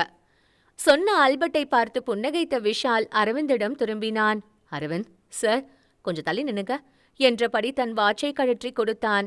இந்த வாட்சு ஆர்த்தியோட பர்த்டேக்கு முதல்ல கிஃப்ட் பண்ணது. கொஞ்சம் பத்திரமா பார்த்துக்க. இப்போ வந்துடுறேன். விஷால் சொல்ல ஆல்பர்ட் கேலியாக கேட்டான். அடிக்க போறியாங்களே? நீ ஒரு ஆளு, நாங்க 5 பேரு. சொன்ன ஆல்பர்ட் விஷாலை அறைய முயல அவன் கைப்பற்றிய விஷால் முறுக்கினான். ஃபைட் பண்றப்ப பேசக்கூடாது, இல்லைனா கான்சன்ட்ரேஷன் போயிடும். சொன்ன விஷால் தன் மீது ஒரே நேரத்தில் பாய்ந்த மற்ற 4 பேரையும் மிக எளிதில் கையாண்டான்.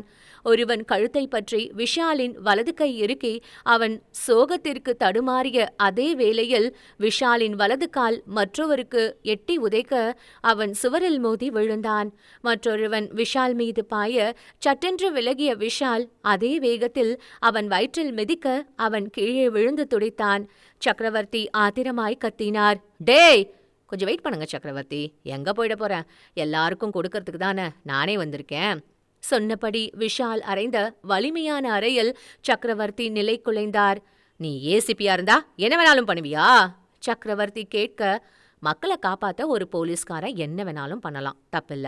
ஏன் தெரியுமா? விஷால் கேட்க சக்கரவர்த்தி விஷாலை முறைத்தார். தெரியுமா தெரியாதா? தெரியாது. ஏன்னா ஒவ்வொரு நேர்மையான போலீஸ்காரன் தான் உண்மையான ஜனநாயகன். ஆல்பர்ட்டும் மற்ற 4 பேரும் தரையில் விழுந்து மூச்சு வாங்கியபடி கிடக்க விஷால் சக்கரவர்த்தியின் அருகில் வந்தான். மலர் எங்க இருக்கா? எனக்கு தெரியாது. வேலனை என்ன பண்ண? எனக்கு தெரியாது. நம்ம இடத்துக்கு கொண்டு போன்னு சொன்னியே, அது எந்த இடம்? எனக்கு தெரியாது. ஏஞ்சல் சாவுக்கு நீதான் காரணமா? எனக்கு தெரியாது. சக்கரவர்த்தி, உனக்கு என்னை பத்தி எதுவுமே தெரியல. 5 நிமிஷம் போதும் உன்கிட்ட எல்லா உண்மையும் நான் வாங்க. அது முடியும்னா பாக்குறியா? உன்கிட்ட வாரண்ட் இருக்கா? வாரண்ட் இருந்தா என்னை அரெஸ்ட் பண்ணி கோர்ட்ல போய் நிறுத்து. நான் அங்க பேசிக்கிறேன். சக்கரவர்த்தி சொல்ல விஷால் சிரித்தான். ஏய், நான் போலீஸ்காரன் தான். ஆனால் எனக்கு வழிமுறை முக்கியமே இல்ல. குற்றவாளின்னு தெரிஞ்சதுன்னா அவன்கிட்ட எப்படி வேணாலும் வாக்குமூலம் வாங்க எனக்கு தெரியும். சொன்ன விஷால் சக்கரவர்த்தியை தூக்கி சீலிங் மீது ஏறிய அதை எதிர்பார்க்காதவர் வினோதமாக அலறியபடி தாறுமாறாக தரையில் விழுந்தார். அவர் கையில் தன் வலது காலை வைத்த விஷால் அரவிந்தை அழைத்தான். அரவிந்த், சார், உள்ள போய் ஒரு சிசர் எடுத்துட்டு வா. அரவிந்த் வேகமாய் உள்ளே சென்று ஒரு கத்திரிக்கோலை கொண்டு வந்து கொடுத்தான். அதை வாங்கிய விஷால் சக்கரவர்த்தியை பார்த்தான்.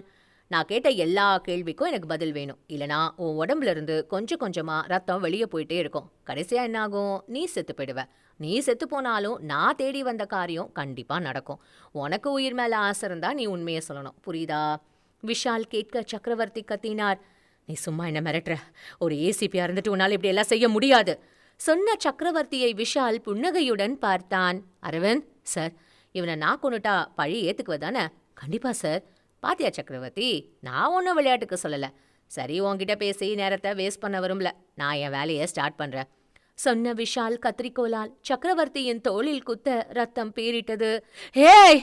சக்கரவர்த்தி அலறினார். அரவிந்த் சார், இவன் ரொம்ப கத்துறான். வலி தாங்க மாட்டான் போல.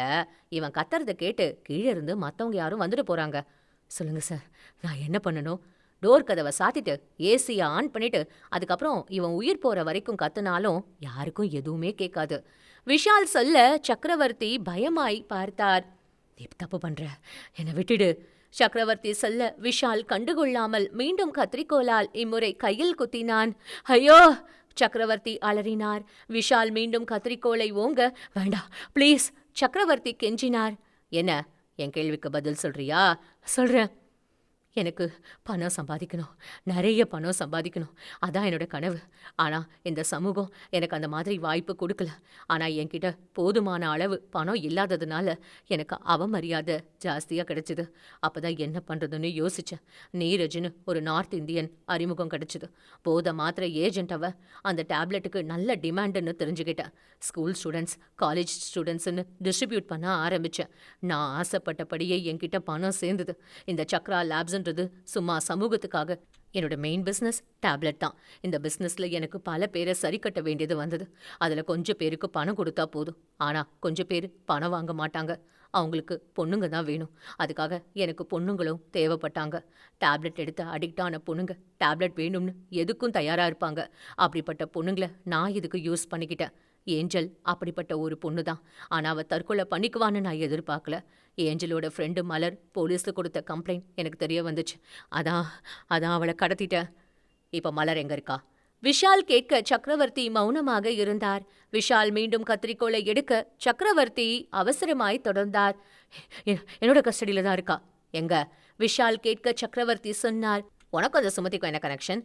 சுமதி பொண்ணுங்க கூட ஃப்ரெண்ட்ஷிப் வச்சு அவங்கள வீட்டுக்கு கூட்டிகிட்டு வந்து அவள் ஹஸ்பண்டை விட்டு ரேப் பண்ண வச்சு அதை வீடியோ எடுத்து அவங்கள மிரட்டி காசு வாங்குற லேடி. சில நேரங்களில் அந்த வீடியோவை வச்சு என்னோட பிஸ்னஸ்க்காக பொண்ணுங்களை மிரட்டி என்கிட்ட அனுப்புவா. சரி, வேலைன்னு என்ன பண்ண? வந்து சொல்லு. டார்க் ரூமில் அடைச்சி வச்சிருக்கேன். டார்க் ரூமா? அது எங்கே இருக்கு? சக்கரவர்த்தி சொன்னார். சார், என்னோட மலரு. அரவிந்த் விஷாலை பரிதாபமாய் பார்த்தபடி கேட்க, கவலைப்படாத அரவிந்த், இன்னும் கொஞ்ச நேரத்தில் எல்லாமே சரியாயிடும், சொன்ன விஷால் தன் மொபைலை எடுத்து லக்ஷ்மணனுக்கு அழைத்தான்.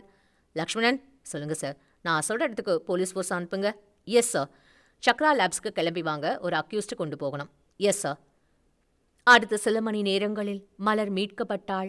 வேலன் டார்க் ரூமில் இருந்து வெளியே கொண்டு வரப்பட்டான். அங்கிருந்த அனைவரும் கைது செய்யப்பட்டனர். அரவிந்த் மலரை பார்த்தவுடன் பாசமாக ஓட அவள் அவனை அடையாளம் கண்டுகொள்ள முடியாமல் திணறினாள். சார், சார், என்னோட மலருக்கு என்னாச்சு சார்? அரவிந்த் கதற. ஒன்றும் இல்லை, 2 நாளில் சரியா போயிடுவாங்க. மலர் மருத்துவமனையில் அனுமதிக்கப்பட்டாள். வேலன் விஷாலை வணங்கினான். சார், என்னை காப்பாற்றினதுக்கு நன்றி சார். நான் இந்த ஊருக்கு வந்தது ஒன்றை பிடிக்க தான். ஆனால் இதில் ஒரு நல்லதும் நடந்திருக்கு. எத்தனையோ ஸ்டூடெண்ட்ஸை சீரழிச்சிட்டு இருந்த டேப்லெட் டிஸ்ட்ரிபியூஷன் இப்போ ஸ்டாப் ஆயிடுச்சு. கொஞ்சம் கொஞ்சமாக அவங்க இந்த பழக்கத்தில் இருந்து வெளியில் வந்தால் போதும். சார், சொல்லு. என் கண்மணி டூர் போயிருந்தப்போ உங்களை மாதிரி ஒரு போலீஸ் ஆஃபீஸர் அங்கே இருந்திருந்தா அவ செத்து போயிருக்க மாட்டாள்ல சார்? வேலன் சொல்ல விஷால் அவனை மௌனமாய் பார்த்தான். நீ செஞ்ச எல்லா கொலையும் இருக்கிற நியாயம் எனக்கு புரியும். அதுக்காக உன்னை என்னால் விட முடியாது. நான் சரண்டர் ஆயிடுறேன் சார். அப்ப நான் வரட்டுமா? விஷால் கேட்க லக்ஷ்மணன் நெகிழ்வாய் பார்த்தார். சார், சொல்லுங்க. கொஞ்ச நாள் பழகினாலும் எனக்கு உங்க கூட ஒர்க் பண்ணது மறக்க முடியாத அனுபவம் சார். இட்ஸ் ஓகே, தாமோதரன் வருவார். அவர் வந்ததும் வேலனை அவர்கிட்ட ஒப்படைச்சிடுங்க. Yes sir. விஷால் தன் காரை ஸ்டார்ட் செய்தான். அவன் மொபைல் அடித்தது. சொல்ல ஆர்த்தி, எல்லாமே முடிஞ்சது, கிளம்பிட்டேன். சூப்பர், வெயிட் பண்ணிட்டு இருக்கேன். எத்தனை மணிக்குப்பா வருவ? ஈவினிங் ஆயிடும். என்ன செஞ்சு வைக்கட்டும்? ஆர்த்தி எது சமைச்சாலும் சாப்பிடுவான் இந்த விஷால். விஷால் சொல்ல ஆர்த்தி சிரித்தாள். ஆர்த்தியிடம் பேசிவிட்டு வைத்து அடுத்த 10வது நிமிடத்தில் மீண்டும் விஷால் மொபைல் அடித்தது. அசோக் காலிங் என்று வர விஷாலின் முகம் மலர்ந்தது. சார், எப்படி சார் இருக்கீங்க? ஃபைன், நல்லா இருக்கேன். நீ நல்லா இருக்கியா? நல்லா இருக்கேன் சார். இப்போ எங்கே சார் இருக்கீங்க? ஒரு சேலஞ்சிங் கேஸு. உங்களுக்கு அது சேலஞ்சாக இருக்காதே சார்? இல்லை, ஒரு மாதிரி சுற்றி விடுது எல்லாமே. என்ன சார் சொல்கிறீங்க? அப்படி என்ன சார் கேஸ் அது? மறுநாள் பொண்ணுக்கு பிறந்தநாள் கொண்டாட போகிற அப்பா நைட்டு வீட்டில் பொண்டாட்டி பொண்ணு கூட தூங்குறான். ஆனால் விடியற்காலையில் எந்திரிக்கப்போ லாக்அப்பில் இருக்கான். சார், என்ன சார் சொல்கிறீங்க? எப்படி சார் அது பாசிபிள்? இதை தெரிஞ்சுக்கணுன்னா கொஞ்ச நாள் வெயிட் பண்ணி தானே ஆகணும். கண்டிப்பாக வெயிட் பண்ணலாம் சார், ஆனால் சீக்கிரமாக சால்வ் பண்ணிடுங்க. நிச்சயமா. இந்த கேஸ்க்கு பேர் எதுவும் இருக்கா சார்? ஆமாம். என்ன பேர் சார்? No escape. என்ன நேயர்களே, கௌதம் கருணாநிதியோட இந்த படைப்பு, அதுவும் விஷால் கேஸு முடியிறப்போ அசோக் சார் உள்ள வர்றதெல்லாம் செம சான்ஸே இல்லாத ட்விஸ்ட் இல்ல. அடுத்த ஸ்டோரிக்கும் லீடும் கொடுத்துட்டாருல்ல. எஸ், நான் உங்கள் ஆர்ஜே அமிர்தா. கதையை எல்லாரும் ரசிச்சு கேட்டிருப்பீங்கன்னு நினைக்கிறேன். மீண்டும் அடுத்த ஒரு புது ஸ்டோரியில உங்களை வந்து மீட் பண்றேன். அதுவரை உங்களிடமிருந்து விடைபெறுகிறேன். நன்றி.